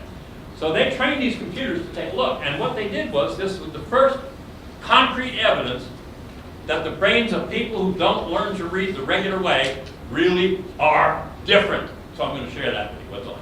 So I had that brain up there a few minutes ago that showed you the part of the brain where we learn to talk, right? So this area, right now we're looking down at the top of the brain. So, back up here, sorry. This area, all right, so I'm non-intuitive by buttons, so I apologize. This area of the brain is called the Plane of Temporality. And in good readers, one on each side, and in good readers, the Plane of Temporality in the left hemisphere is substantially larger and more robustly developed than the Plane of Temporality in the right hemisphere. The Plane of Temporality is very busy when language is going on, whether talking or reading. So it makes sense, it would be big and strong. Okay. This is what the neuron distribution looks like in the Plane of Temporality between regular readers and readers with difficulty. What do you see there? If every one of those dots is a neuron, over here, dense neural distribution. Over here, sparse. So the processing power here is less than it is over there. And that's what they found when they looked at powerful readers. That's what the Plane of Temporality is. When you looked at troubled readers, that's what it was like. On this slide, I've also showed the difference in the actual size development. Okay, then they found another thing that they did not anticipate. So right here you notice a sort of a dividing line. Down here there's bunches of neurons, up here hardly anything. So a part of the way nature designs your brain so it doesn't get hurt when you get a conk on the head is it builds a cushion around the cortex. And there's a little place there with a membrane, and none of the really important parts of the brain are supposed to go above the membrane, and up above that is a liquidy substance, kind of like a gel in one of those gel seats, you know. And so it's designed to be a shock absorber. When you get a conk on the head, what's supposed to happen is this absorbs the shock and you don't get damage down here in the neurons. What do you see right there? There's neurons up there. So the essential rule in the brain is no neurons can be up there. When they were looking at dyslexics, they were astounded to find out there were lots of places where the neurons penetrated that membrane. And they were up there where they weren't supposed to be. Then they looked closely at the neurons and they found out that the neurons in there were different in other ways. Neurons usually spread out fairly evenly, and the neurons in that little, there's a name for it, called an ectopia, the Greek word means above the surface. In that ectopia, the neurons formed what the research called a tangled nest of neurons, not a well-organized and evenly distributed. So that would probably affect how they perform, right? So they found these ectopias in the dyslexic brains, none in the non-dyslexic brains. Here's another one, easier to see. Same deal. Here's that part of the brain where we do all the talking and all the reading. Here's where the ectopias were congregated. Uh-oh. There where all the talking, where all the talking and reading is supposed to be going on. And they aren't distributed properly and not organized properly. Something isn't going to work there the way it normally works for the other guys who don't have this.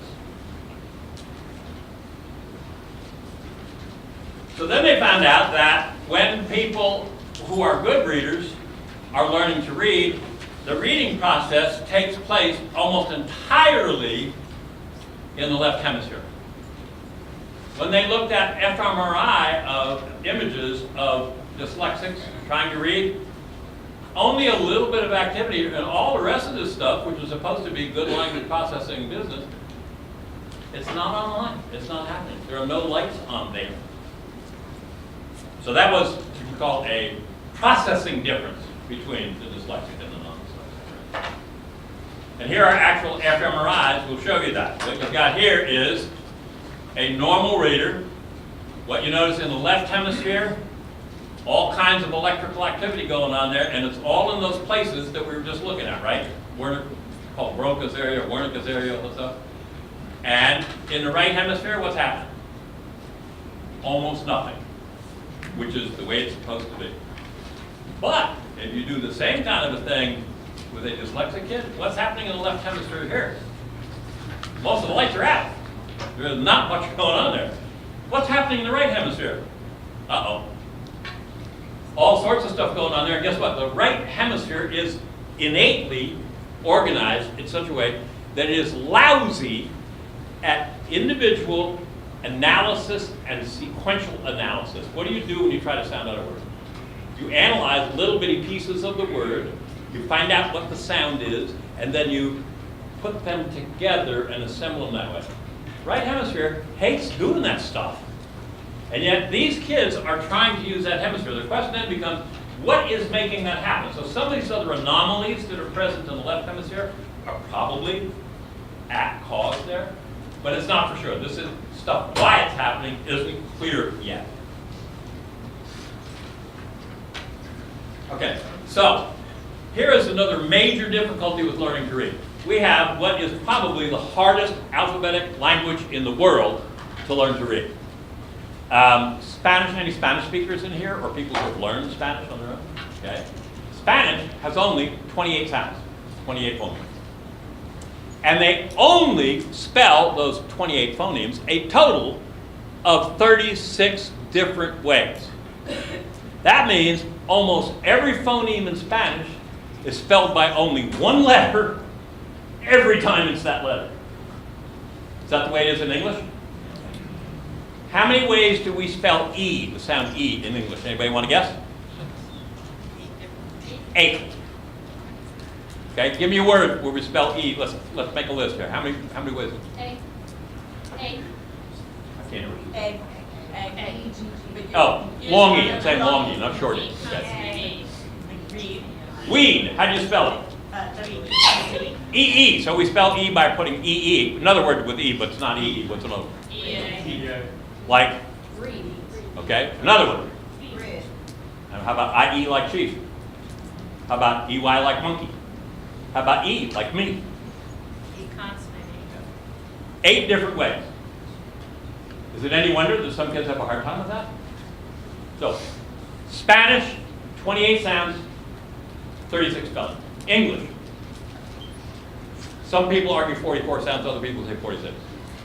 Anybody take a guess how many ways we spell in total? I'll tell you, we'll play warmer or colder. Huh? I'm half deaf, you gotta yell here. 300. 500. 1,000. 1,200. Very close.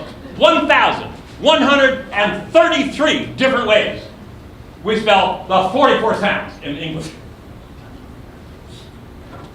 Now you know why it's hard. I mean, even when everything's working good, that's not an easy thing. And why is it that way? Because English has been very hospitable to other languages. It's a language that has always been willing to adopt big chunks of other languages. Plus, the people who lived in England had a habit of getting conquered and taken over by people who had a different language.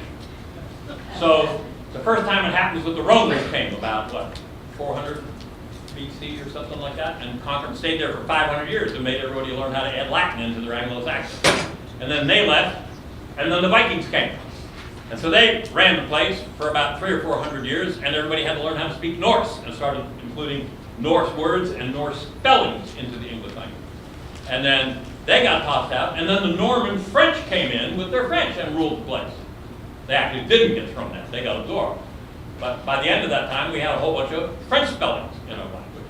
And then the Renaissance came, and scholars rediscovered that the ancient Greeks were brilliant, and they had beautiful music, they had beautiful art, they had beautiful theater, and writing, and philosophy, and medicine. And so they went back sort of semi-worshipping the things all the Greeks did, and decided since the Greeks were so smart 1,000 years ago, we should imitate the Greeks. And they brought all kinds of spellings that were Greek into the English language. So, anybody think of an odd way we spell K in our language, the K sound? The normal way would just be what? K, right? But what's another way we spell K? Q-U. Yeah? K-T-Y? Yeah? How about Q-U-E?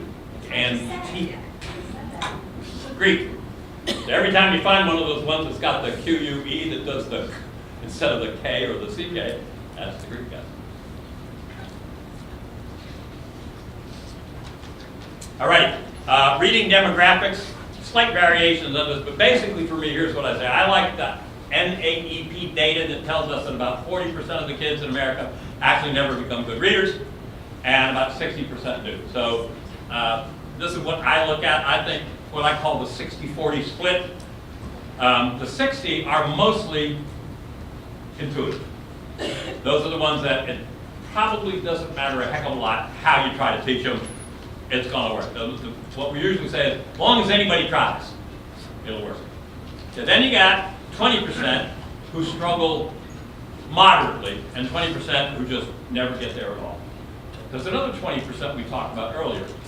NICHD did a long-term, they coupled up with the Center for Disease Control in Atlanta that does long-term epidemiological studies, and between the two of them, they come back and they said, they believe the rate of incidence, that is, these 4 neurological correlates of bad reading, that the rate of that happening in American culture is about 20%. So according to them, about 20% of all children who come to school with some issues in that wiring that's going to make it hard to study.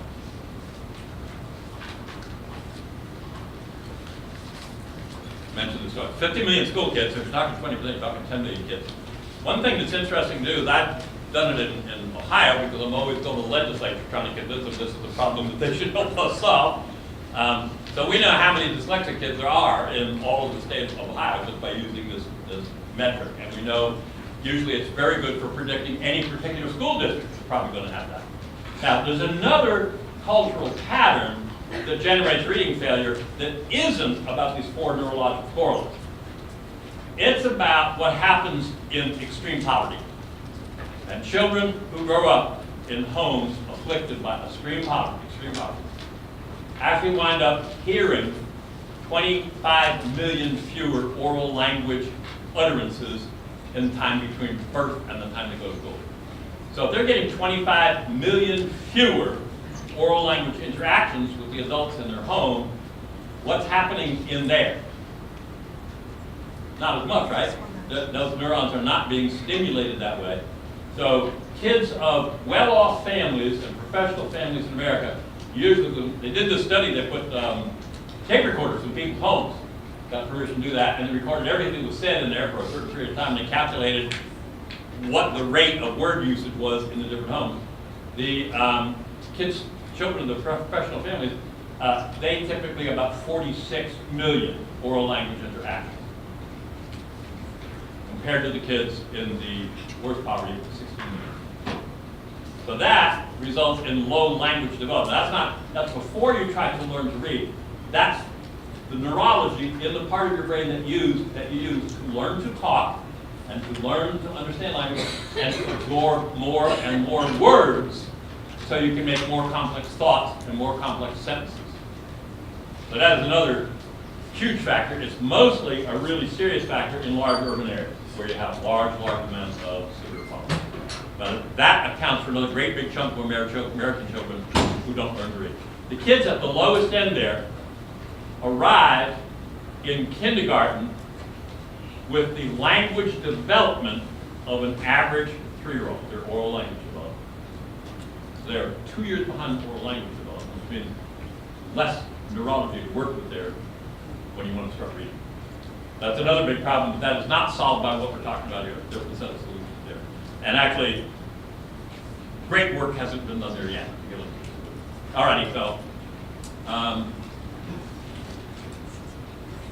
next big chunk of information from NFCHA stuff. What are the steps that the brain has to go through to learn how to read? Here we go. Mentioned that already, complex neural development.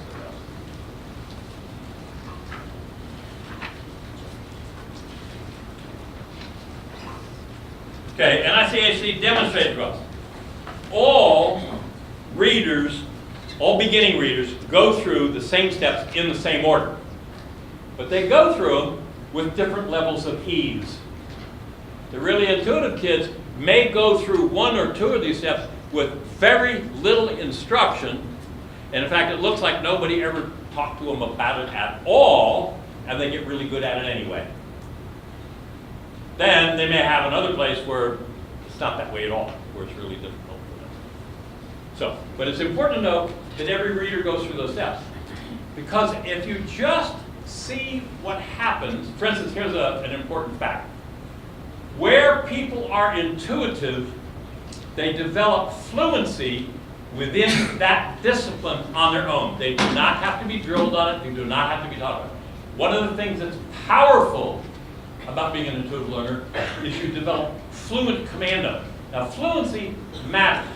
So I always tell the story about my grandson, Dylan, little red-headed volcano.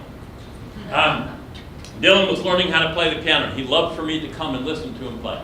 For a long time, he was trying to learn this piece by Beethoven that every kid who's learning to play the piano has to learn. I do not know why. But I listened to Dylan try to play that thing. It's called Fur Elise. Until Dylan played for me, I always thought it was a tolerable piece of music.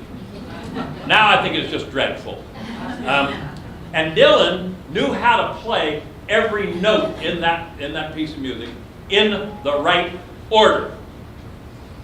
But he wasn't fluent. So because he wasn't fluent, his hands kind of hovered over the keyboard like this. And boom, you get that right. And then boom, you get that right. And boom, you get that right. Well, guess what? It was a series of sounds kind of flying in loose order, but it wasn't music. It never became music.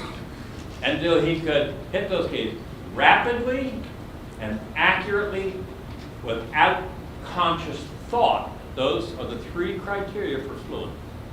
You can employ this knowledge rapidly, accurately, without conscious thought.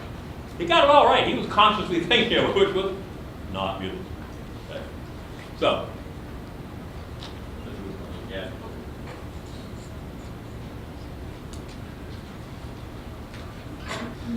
So often we make a mistake when we see kids who are intuitive in reading, they become fluent on their own. And I will tell you, I lived for 40 years as a thoughtful adult in schools before the word fluency was ever mentioned a single time in my presence. Now, you can't walk 50 feet down the hallway of a high school or of another elementary school before somebody says fluency. It's so popular now. But as a concept, it wasn't. And it wasn't because successful readers, the really intuitive ones, nobody ever had to say fluency or talk about fluency because they're intuitive. They built the fluency themselves. So, the point is important here. Some kids can learn it themselves and it looks as if they skip the step. So you could draw the conclusion that this isn't important to teach because I have some really good readers who never had to learn this. Well, they did. They just had to learn it by themselves. That's important to know. Here are the steps. So, auditory speech processing starts when the baby is in the womb. Partway through gestation, the brain starts to be able to hear sound. It can recognize their mother's voice. I remember when my son was being carried by my wife, then we were back in typewriter days, not computer days. So that baby hated typewriter sounds. And when my wife sat down to write, we were writing our grade report, you could watch her slowly go boom, boom, boom, boom, boom. She tried to get me to type her stuff, but I am like a two-finger typist, so that wasn't going to work. So it starts there. Then the baby is born and the baby is swamped with oral language, and the brain has very powerful wiring designed to get the hang of what sounds the parents make. Very good research has demonstrated now that every baby born in the world has a reservoir of neurology capable of uttering every sound in every language in the world. By the time they are 1 or 2 years old, their brain has specialized in the sounds in their own language, and they can often no longer distinguish sounds in other languages, and they can't utter them. You know that sound that is in Hausa, you know, the African language, that sort of kind of a thing that happens at the back of the throat. At the beginning, every kid can hear that and make that sound and distinguish it. At the end of a year, that's been subtracted out from their processing. Okay, so kids are very attentive there. Phonological awareness is the beginning recognition, phono meaning sound, being aware of the logical system that governs how sounds work. They start to notice at age 2, 3, and 4 how sounds work. And by 3, they can notice things like rhyme. You know, that if you say time and lime, they can tell that there's a pattern of similarity there. Prior to that, they don't have it, but then they do. And then, for the purpose of reading, this is probably one of the single most important things. That is the ability to identify the sounds in the spoken language speech stream. Listen to the sentence I'm saying to you right now. How many pauses are there between all the sounds I'm saying right now? What was the number for pauses? 0. There was no separation between the sounds. It was like pouring water out of a bucket, right? It just kept right on flowing. When you learn to read, though, what's a distinct difference? Every sound is separated. Okay? It's not that kind of connection.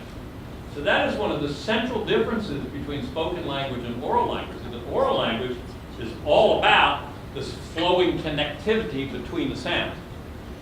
Some kids come with they have weak wiring for parsing these separate sounds in a spoken word. So if you say blink, and you say to one of these children, well, what sound do you hear in the middle of that word? What are you talking about? It's all one sound, blink. You know, it's a big chunk of sound, blink. So a child who can't distinguish individual sounds in a spoken word, can't segment them and identify them and say, well, this sound is very different because it's, you get it. And this sound is very different at the end because it's a, which isn't anything like nothing. That kid has good phonemic awareness. can segment and distinguish and separate the sound. That kid's going to learn to read fairly easily, I bet. But what about the kid who processes it all as one big chunk of sound? What's the first job in learning to read? A, learn your alphabet. B, then, what do you do with the alphabet? What sound does it make, right? It is the relationship between the symbols and the sound. So the first big thing is learning that within this word, you've got these symbols, and each one of them makes this separate sound. And in your head, you've got to be able to segment, because if you can't do it, how do you learn that this symbol is making that sound? Because your sounds are all clumped together. Okay, so this is later in my note. I'm going to do this one piece here quickly and skip over, okay? All right, I want to give you an example of how critically important phonemic awareness is. So we're going to play a little game here. I'm going to say a poem to you, and some of you know this poem. Some of you have already heard it. And I'm going to ask you what the words are in the poem. Please, if you're one of these people who recognize them, don't play this game, okay? Let's let all the other people suffer. Don't give me the answer, all right? So I'm going to say a poem, and I'm promising you that every portion of the poem is made up of a normal English word. You know the English word, and you know what it means, all right? So I'm going to say it, and then you tell me what it really says. You ready? All right, here we go. Maresy dose and dosey dose, little lambsy divey, chilly divey too, wouldn't you? Get that? What does it say? What are the words? Oh, come on, folks. This is normal English. I'm not making this up. This is actually real English words. All I want you to do is tell me the words and what they mean. Maresy dose and dosey dose, little lambsy divey, chilly divey too, would you? What is the matter with you? Normal English. All right, who's got a guess? I'll give you the first word. Mares. What's a mare? Horse, okay. Mares. Does that help? Oh, you can't play. Don't cheat here. Mares eat oats. Come on, what is it? What do you say? Okay. Mares eat oats and dosey dose. And little lambs eat ivy. So, in the context of what I was just talking to you about, why couldn't you do it? What was the central problem for you? You didn't know what? You couldn't segment them, could you? And when you couldn't segment them, normal English words sounded like gibberish. Well, imagine the plight of a child with low capacity to segment sounds, sitting in his kindergarten and first grade classroom, and all the other kids can segment the sounds and tell the teacher what the third sound in the word is, and you're still sitting there saying, it's all one sound. Stop. So phonemic awareness is one of those 4 neurological correlates of low reading performance, low phonemic awareness. Now, you can figure it out pretty easy in a screener. It takes about 35 or 40 seconds to find out who's good and who's not. And then guess what? Good news. It's very teachable. If you know that this child has a phonemic awareness deficit, it is actually not hard to teach the child to get good at it. What does that suggest? For us as a school, if we want to get better at teaching reading, what does it suggest? Should we just ignore this and hope it works out? What should we do? Find out who these guys are? Should we know? If we could know it on the first day of kindergarten, would that be cool? Because if we would know, then it doesn't matter how many times we tell the kid, well, try harder, figure it out. Okay, it didn't work when I yelled at you, did it? No, that doesn't work. If we could know ahead of time, we know that probably 20% of the kids, many of whom have this deficit neurologically, we could know. Then we could devise a program that really worked. Woo! So at my school, when this research started coming out, it was about 20 years ago. I read this stuff and I said, oh my God, there is a way to know this stuff. We could find out. So we started doing it on all of our incoming kids, and boy, they showed up on it, right? And what we found out was it helped us target the instruction. So a kid who doesn't have low phonemic awareness, we don't have to spend an hour a day getting their phonemic awareness better. We can find out that they're actually got weakness in phonological memory, we can spend that time working on phonological memory. So we can strengthen that neurology. We can build the synapses to get it started. So we did it with our kids. Boy, did it work. It helped us target our instruction. We remediated faster. Kids got happier faster. Moms and dads were happier faster. We liked it. We said, other people should know this. So we started a free early reading screening clinic. So 1 day a week, as long as you made an appointment ahead of time, you could come to our school. We did it in the 4 morning hours. And it would take 30 minutes for a kid. We'd take them in, we'd screen them. At the end of the time, we'd sit down with you as a mom and explain, this is where your kid is. You know, in this place, this place, not so much. And they started saying to us, well, okay, well, I get it. My kid's low in phonemic awareness and he's not going to be able to learn to read. How do I get that fixed? We said, oh, man, that's not our job. We're just giving you the screening. You know, no, it's your job. You can't tell us this and then not help us figure out what's going on here. So we had to start a phonemic awareness program in the summer. So we began the summer school. It was a 4-week program. The kids came for 3 or 4 hours a day, and we did a lot of language activities, but mostly we concentrated on the phonemic course. And guess what? At the end of that time each summer, those kids were either at or very close to their grade level norm. It's very easy. What age kids? Kindergarten, first, second.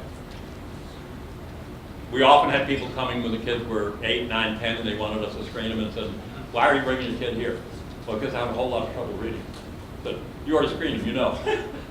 We can tell you the things are the problem, but you don't need to get screened to find out you've got a reading problem.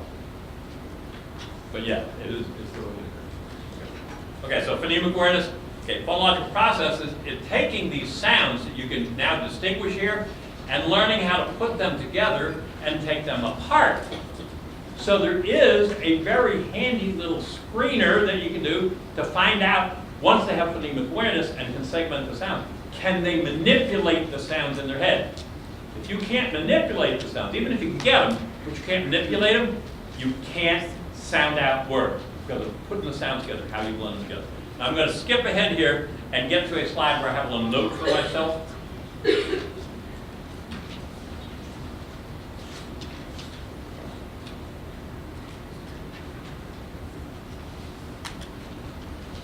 Oh, sorry. This thing isn't set up to show me my notes. Oh, sorry. So this thing is called the test of auditory awareness. And what I'm going to do is I'm going to have you see what it's like when little children have to start learning how to segment and manipulate sounds and how we can test it, okay? So I'll tell you to say a word, you will all say it together. Then I'll tell you to say it again, but leave a certain part out, right? Say cowboy. Cowboy. I'll say it again, but don't say boy. Very good. Okay, say slake. Slake. Slake. Now say it again, but don't say s.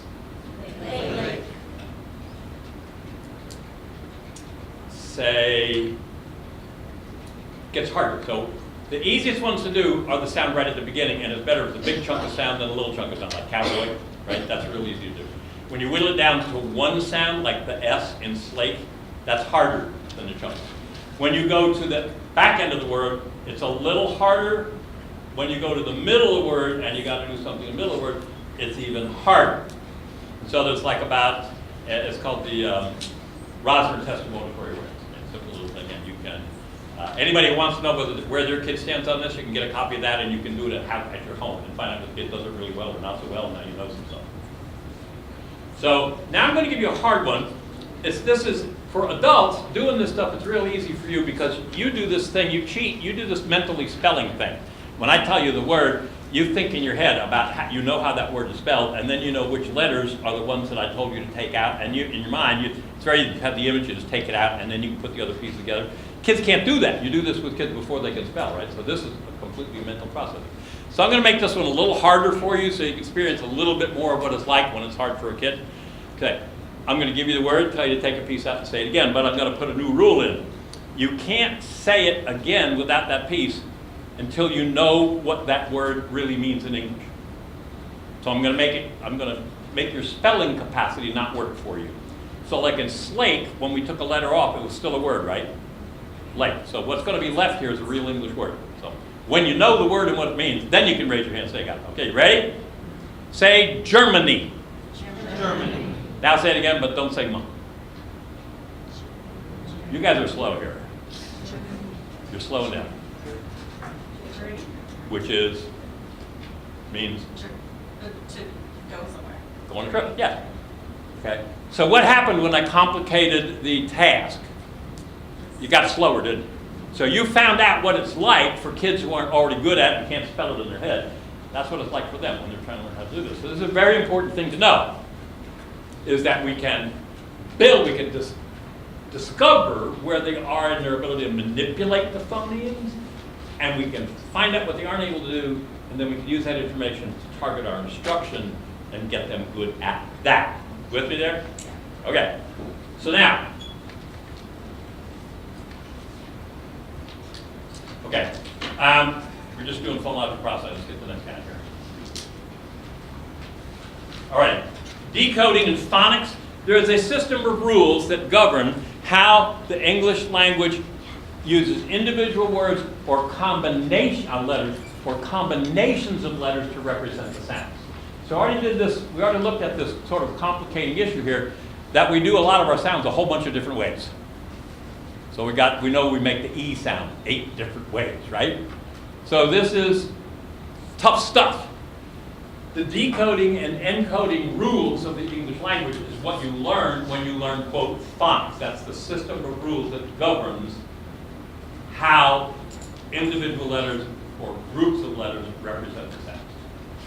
If you don't do good phonics, you can't cope unless you're really intuitive. If you're not intuitive, you don't do good phonics, you cannot then cope with the 1,133 different ways we spell the sounds in the English language. The way you learn that is through phonics instruction. That's the purpose of phonics, is to teach you that. Okay. Can anybody think of a really odd way that we spell O? O-U-G-H. Who said that? O-U-G-H. Oh, you guys speak too quietly. I'm half deaf. O-U-G-H. O-U-G-H? Very odd way to spell though, isn't it? Think of an odd, but it's there, right, in the word though. Think of an odd way we spell, what's the normal way we spell the English sound sh? Okay. What's another odd way we spell the same sound? C-H. As in? Yes. Some CHs we do that. Some CHs we go not sh. Some CHs we go ch, like church. And some CHs we go like Christ. Okay? All right, so you're right. Anybody else have a really odd way we spell sh in the English language? Yeah. Can't hear you. S-C-H, yes? Weirder than that. K-R-Y. Like in? Like, just like the proper name, Shashevsky. GH. I was going to say GH. As in? Cough. Yes, GH says even weirder. How about, yeah, who said TI? Oh, you win the prize. TI, where do we spell sh? TI. How about vacation? Okay, that's what phonics does. It lets kids get command of those more than 1,000 different ways we do our sounds. And we all know the reason we're so crazy about that is we stole all those words from all other people who spelled different, right? So when I first started doing this work, I went to my mentor, Dr. Edwin Gold, who was actually one of the young neuropsychiatrists who studied under Samuel Orton. He and Orton worked together in New York. And I said, well, let's just change that. And I thought he'd be on my side, that we were going to eliminate all of the weirdly spelled words. Let's go with one way of spelling and sounding going. I said, nice idea, Earl, but good luck. That's not going to happen. I had to give it up. Okay. Can I just ask a quick question on that point, sir? Yeah. I have a quick question. Yes. So, given that there are a proportion of readers who pick it up intuitively as Yep. you said, Yep. I would argue that phonics still should be taught because not all of them are going to pick up the encoding, the spelling. They don't pick it all up. Right, and you can see problems with excellent readers Yep. who struggle with their spelling, not because they're dyslexic, but just because they never were instructed. And there's a portion of this body research that says exactly what you're saying. that actually all kids are better off to have a rich program that covers all of these things, even if they're pretty intuitive and they would have gotten a lot of it by themselves. They took kids and measured what they were able to do in 2nd and 3rd grade when they were getting programmed. Some kids got it, some kids didn't. And in 6th grade, the kids who had actually been slower kids early on and got this kind of stuff in 2nd and 3rd grade, by 6th grade, they were better able to handle the hard words because they had a more thorough fundamental education. So there is an argument that you don't hurt kids who are not non-intuitive by giving them this stuff. Okay. Earl? Yeah. Yeah. What program did you use in your school? Was it G, was it Wilson? Which phonics program like that? I have a list in here, we'll get to it. Oh, okay. Can you last long enough for me to get there? I I'm do speeding up. Probably, yeah. Yeah. Anybody, you know, you got babysitter problem, you're just sick of listening to me, feel free to pack it up and go. I won't be offended. I know I talk a lot and go a long way, but we're close, okay? We're not far from the end. All right, these two things I got to talk to you about because this bears on what you just said.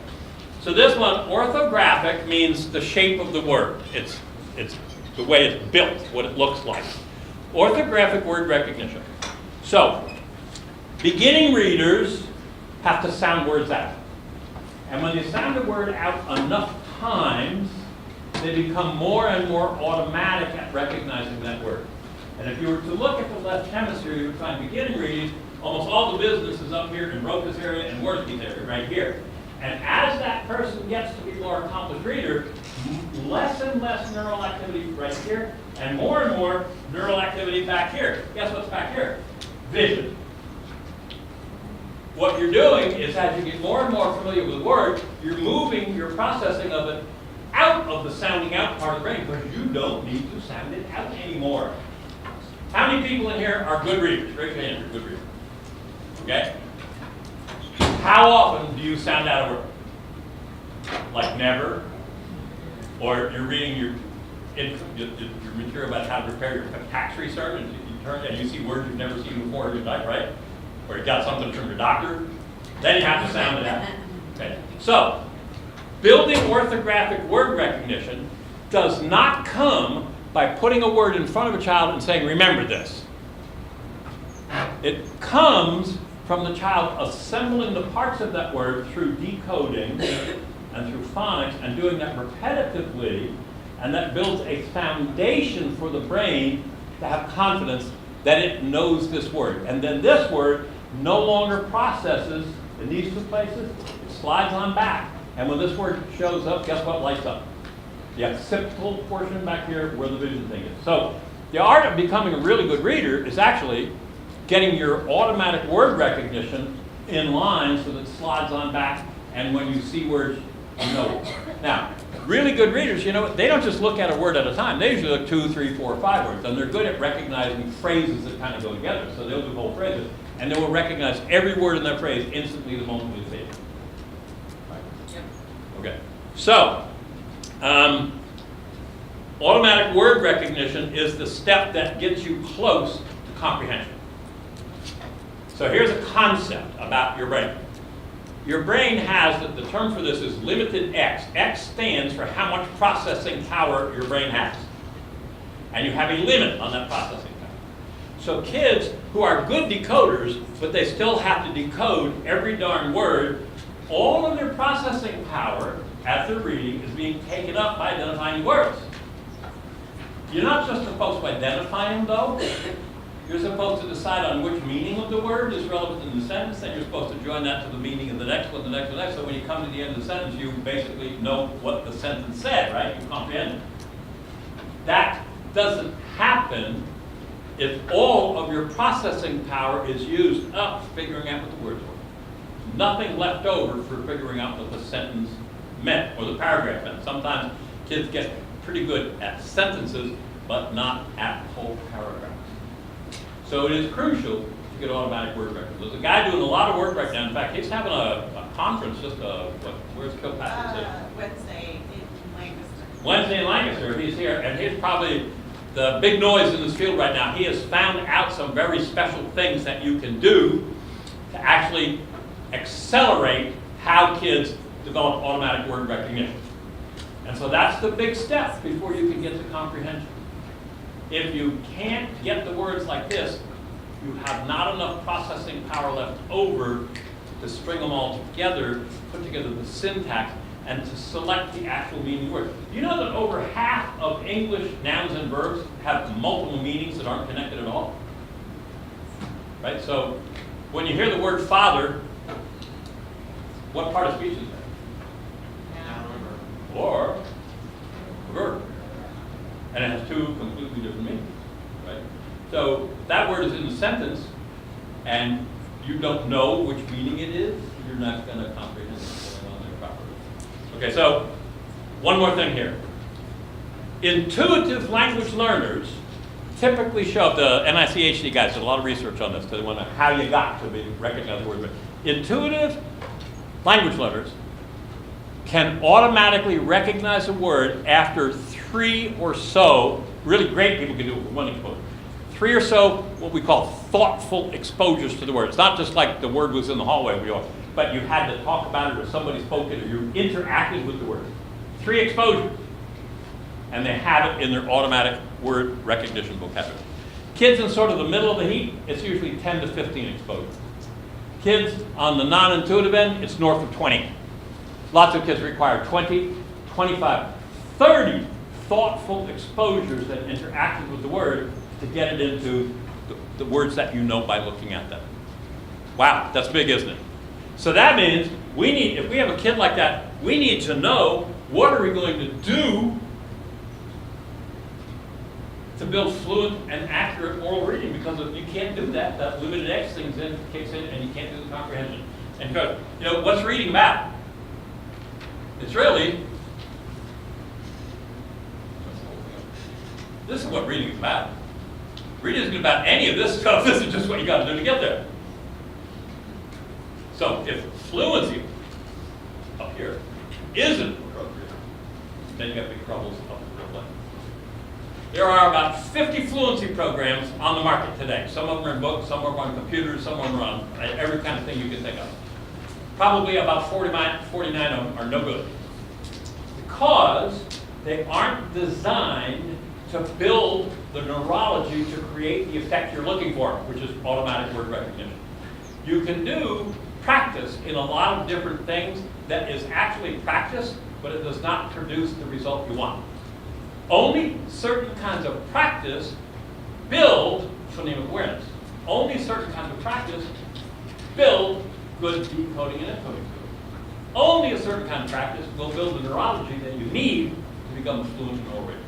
So most schools have multiple fluency programs going on, and most of them don't build the neurology that you want because they aren't correctly designed. That's a very important thing to know. People are selling fluency programs left and right, and it's like, I told somebody this earlier today. When my son was a young fellow, he wanted to be a point guard. He wanted to play basketball and be a point guard. And I told him you got to be a really, really, really good dribbler. And so every night he was out the driveway, dribbling, practicing dribbling. I started watching him. He only dribbles with the right hand. So he was doing a lot of practice on his dribbling. It wasn't building the skill he needed. If you are only a right-handed dribbler in basketball, you are easy to stop. Overplay the right-hand side. The kid can't go the other direction. You got him home. So my kid was practicing like crazy and going nowhere. And an hour, right? You've got to do the right kind of practice. So this is a place where knowing the science and then doing the follow-up reading about what is specifically the kind of thing that works. If you want a reference on this, it's, she's from Wake Forest, Marianne, dang it. I'll try to remember and get it to you, and you can maybe share it with people. She and her partner down at Wake Forest did a review of all the research on fluency programs, and they lay out the specific pieces that need to be there if a fluency program is going to build the kind of fluency that you need to get to the promised land. All right? All the stuff we just been talking about, guess where it all came from? NICHD research. Wonderful, isn't it? Think of these tools.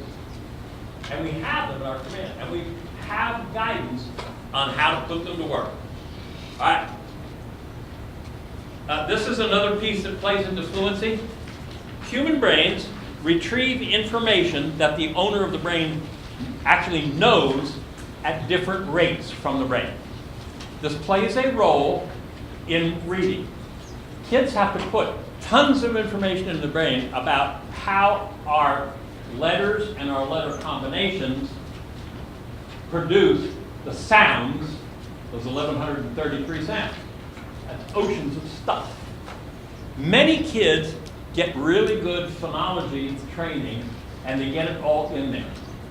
But when they read and try to sound out words, they sound like they still don't know it. Because they get it out too slowly.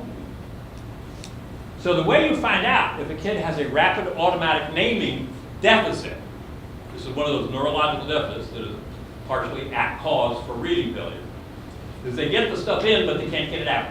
And when they can't get it out quickly, then it doesn't sound like reading. It sounds like Dylan playing for Elise. Okay? And that usually makes people think this kid's phonology is no good, so what should we do now? Let's teach you more decoding. Well, hey, he already knows all the stuff about how to decode. He just can't get it out fast enough to do it. So this is a very simple test that was developed many years ago with a speech-language pathologist who were worrying about some other fluency issues, but it works very well here. So here's what you do. You take a kid and you say, what color is that? And they tell you, what's this one, this one, this one. So then they know all the colors. No problem. There's no ignorance here about the colors. So the test goes like this. Okay, I'm going to ask you to read the names of those colors to me. Just say the names of the colors. Go across these rows and do it as fast as you can. Get all the way through and name them all correctly as fast as you can. How many people are actually classroom teachers? Anybody? You could do this in your classroom, and I promise you, you'd get a bell curve distribution. And I don't care what grade you're looking at. Some kids are going to be lightning fast. Some are going to be in the fat part of the kid. Some kids are going to be really slow. What's interesting here? This isn't about whether the kid knows the colors, is it? Because they're already checked. She knows them all. No problem. Can't get it out quickly. Okay? And then, when the code that you're trying to extract, it's not a color or a picture. When it is linguistically coded information, numbers or letters, kid who's slow at this will be much slower at that and much slower at that. So here's another place where in about 5 minutes, we can know if a kid in kindergarten, first or second grade, has a rapid automatic naming deficit that's going to get in the way down the road. Once you do teach them good control of the phonics, they can't get it out. So now you need to know, what do you do to fix that? And fortunately, there is science to support that. So a researcher, one of the top researchers named Marianne Wolf, she's the one who did the original research on what is called a double deficit. Normally we used to think that the definition is that kids who are dyslexic have a core phonological deficit. At the core of the problem is stuff that has to do with phonology. Marianne found out there were kids where the core of their deficit was actually the rapid automatic retrieval. Then she found out you can have one of these things, or you can have both of them. If you just have a phonological core deficit, that's the easiest one to remediate. If you just have a rapid retrieval deficit, that's the second easiest one. If you have both, which is called a double deficit, that is the hardest remediation test, hardest for the kid, hardest for the kid. Worth knowing, because you know that kid, it's going to take that kid longer. It's going to take more years, probably, in an intervention program to get there.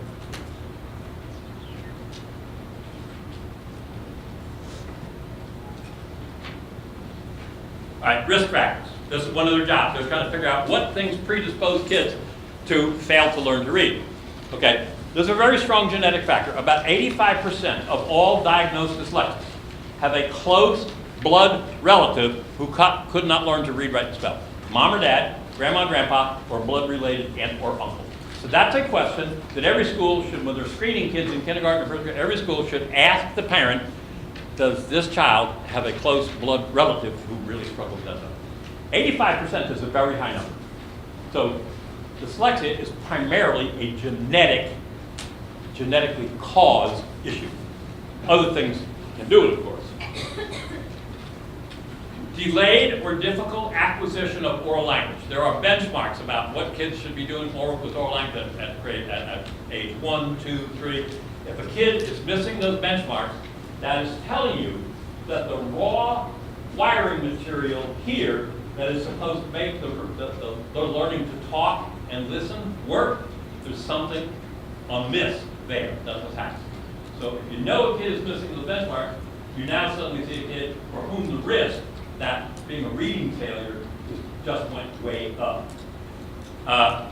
Third thing is a hearing impairment, but that's pretty easy to tell because it's got a hearing impairment, so don't have to screen for that.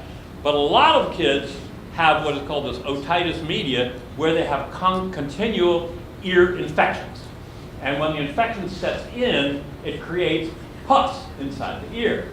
And in that part of the ear where sound waves are going in, and they're a very young child, and their brain is learning to make extremely fine distinctions between sounds. So the sound of short I is I, as in pin.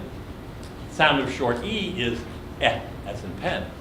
If you're a teacher or a parent and you've got a kid who's really struggling to learn to read, bet you anything that kid struggles over something. If they had these chronic ear infections, much of the time their brain was supposed to be clearly parsing the waves, the sound waves coming in, and learning to make a clear distinction between an if in a word and an f in a word. Those two sounds weren't different because they had to go through the mud to get into the processing part. And so they lost the developmental capacity to make fine distinctions between the sounds of letters. So that is a risk. You want to know. You want to ask, does your kid have tubes in his ears or that kind of thing? And then we talked about this one earlier, that a characteristic of poverty where the kids aren't exposed to adequate oral language for development. All right? Those are the 4 correlates that we know now to look for. So here's the word. Pre-service science, reading science is left out of most pre-service teacher education. Many districts don't know this stuff, and so they don't have a commitment to working on this stuff. Many districts know there is such a thing as early identification, early intervention, but they have reservations about it, and so they elect not to do it. But I'm going to not work my waters. I just want to tell you, here is why early identification is so important. The brain is more plastic and more responsive to learning hard new stuff the younger it is. And it turns out there's actually a reason for that. When children are from K, the boundary is a little mushy. K to first from 1 to 5, 6, or 7 years old. Their brain is flooded with a substance, a liquid substance called BDNF. Fancy name until you think about it and you say, well, duh. BDNF is something that flushes the brain of these children with what amounts to fertilizer for synapses. It makes synapses grow like crazy. And early on, the brain automatically produces a ton of this stuff. And BDNF stands for brain-derived neurotrophic factor. Did that tell you what it really is? It sounded like it did. No. It's something that you find in the brain. So I don't know why they don't have a better name. But BDNF makes the brain able to create new synapses much more quickly. During that time, remember I told you early, in the first 5 years of life, babies' brains form about 1,000 trillion synapses, building all of these things. Well, after about 6 or 7, you don't want to keep doing that because the brain gets so complex that it can't function efficiently. So what then happens is, at about 6, 7, and 8, the brain has a rule. Use it or lose it. If you've got neurons in networks and you aren't stimulating them and demanding them to work for you on a regular basis almost every day, guess what? They get cut out of the path. Now the brain is getting less complex, but much more efficient because at first you just got to figure out what the heck everything is in the world, and then you got to make stuff work. Too much complexity gets in your way. So when do you want to be doing this hard stuff with children? Not after the BDNF is gone. You want to be doing that when the BDNF is there. K1, 2. That's when you're going to get the best bang for your buck. All right, this is what I'm going to tell you. One of NICH's jobs was to find out what worked best in trying to fix the problems that the non-readers had. Here's what they found out. The earlier you start, and the earlier you intervene with a variety of tactics that are specifically designed to build the synapses in the place where you don't have very many, the faster the remediation goes, and the more profoundly good the remediation is. The later you start, the harder it is and the worse it is. So here's what they did. They demonstrated that a well-trained teacher in this stuff can work with 4 children in kindergarten or first or second grade at a similar level of disadvantage in the early things, the phonemic awareness, the phonological process, the rapid automatic name, find their deficits. And here's what it took to get those kids to grade level. One teacher working with 4 similarly afflicted children, 30 minutes a day for a school year. And guess what? On grade level. One teacher, 30 minutes a day with 4 children, 30 minutes a day. And these kids are on grade level. Wait until 5th grade for the same kinds of deficits. And they just kept pouring on more and more intervention until they finally got those kids to grade level. Here was the application that got the 5th graders back to grade level. One teacher a day, working 2 hours a day, 1-to-1 with each of those students.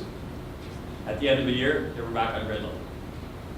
What school district can provide 1-to-1 for 2 hours a day for every 5th grader who is 2 grades below? The answer to that question is, it's not going to happen, is it? So, that application of remediation, did I turn the stupid thing off? Oh, okay, there we go. Okay. Yeah.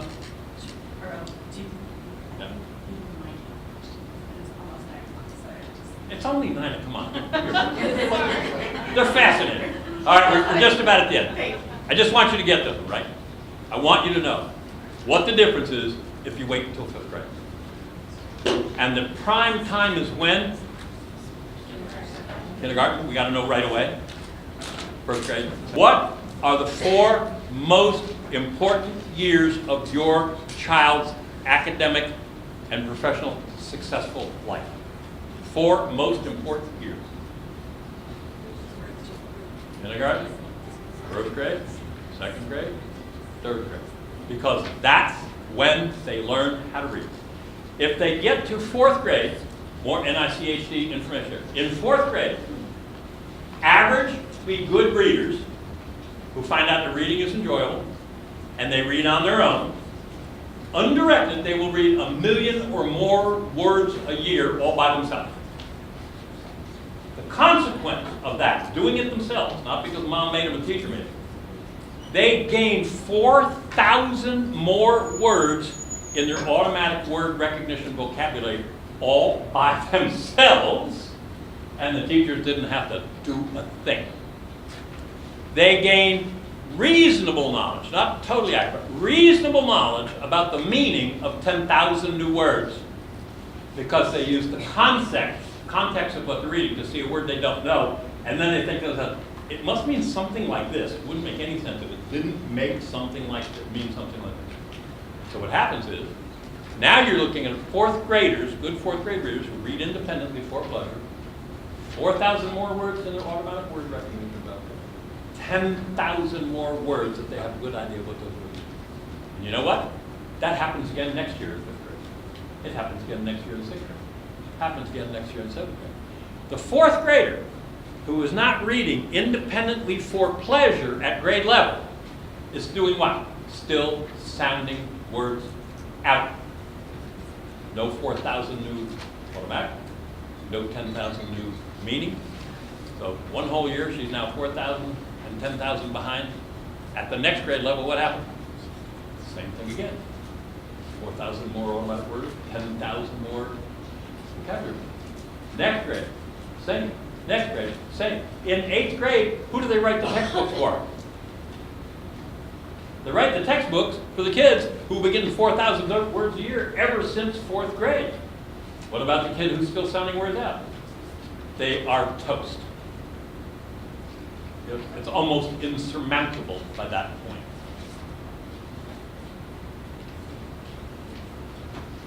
All right, what do we do? So the question was, what are we going to do? Here's the profound information from our scientists. What do we do? Find out who they are, first chance you get. Don't wait.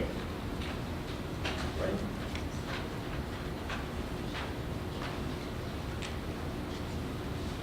Sorry, you got all that going into it. This is all the stuff that the scientists say about why this stuff really works and how effective it is. Key two. As soon as you find out that that's the issue, low capacity in some of these critical areas, start fixing it. And then the rule is don't wait. So here's a problem with RTI. What is one of the core assumptions of RTI? You start out in Tier 1. And then we wait and see for a while what's happening. Tier 1 isn't doing it, then what do we do? Tier 2.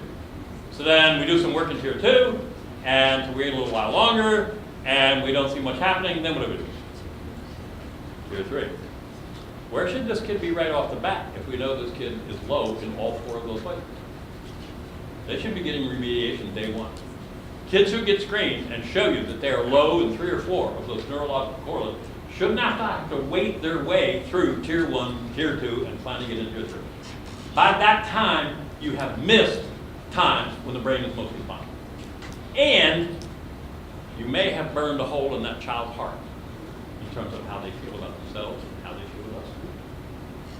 Not a good thing either. It's so easy.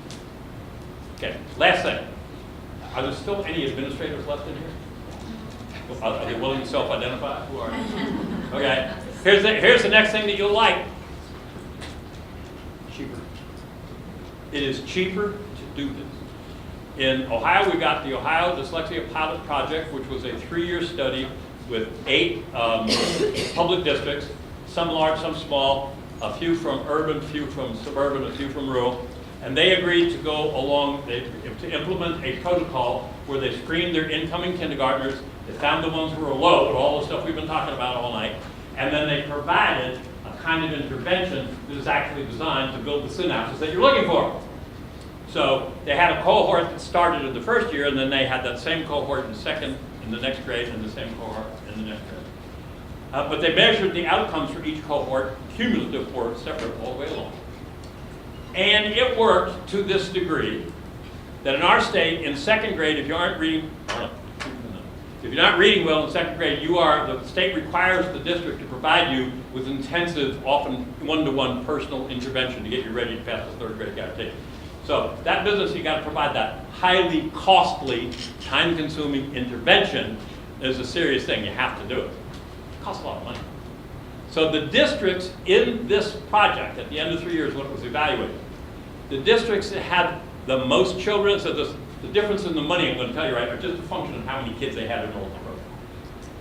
Districts with the most kids in the program saved $120,000 in the single year of the program that was measured the money, 3rd year. Where did they save that money? No intensive intervention, because the kids had developed capacity to meet benchmark without it. What was the result? The outcome of the kids. In the first year, 64% of the kids in the first cohort were functioning at or below benchmark. And about 70% of the kids were failing the end of the year reading. 1 year in this program, those numbers flipped. The number of kids at or above benchmark was 2/3 higher than it was before. And the number of kids at or below benchmark, 2/3 below. And it costs less. Not just in dollars. Guess where else it costs less?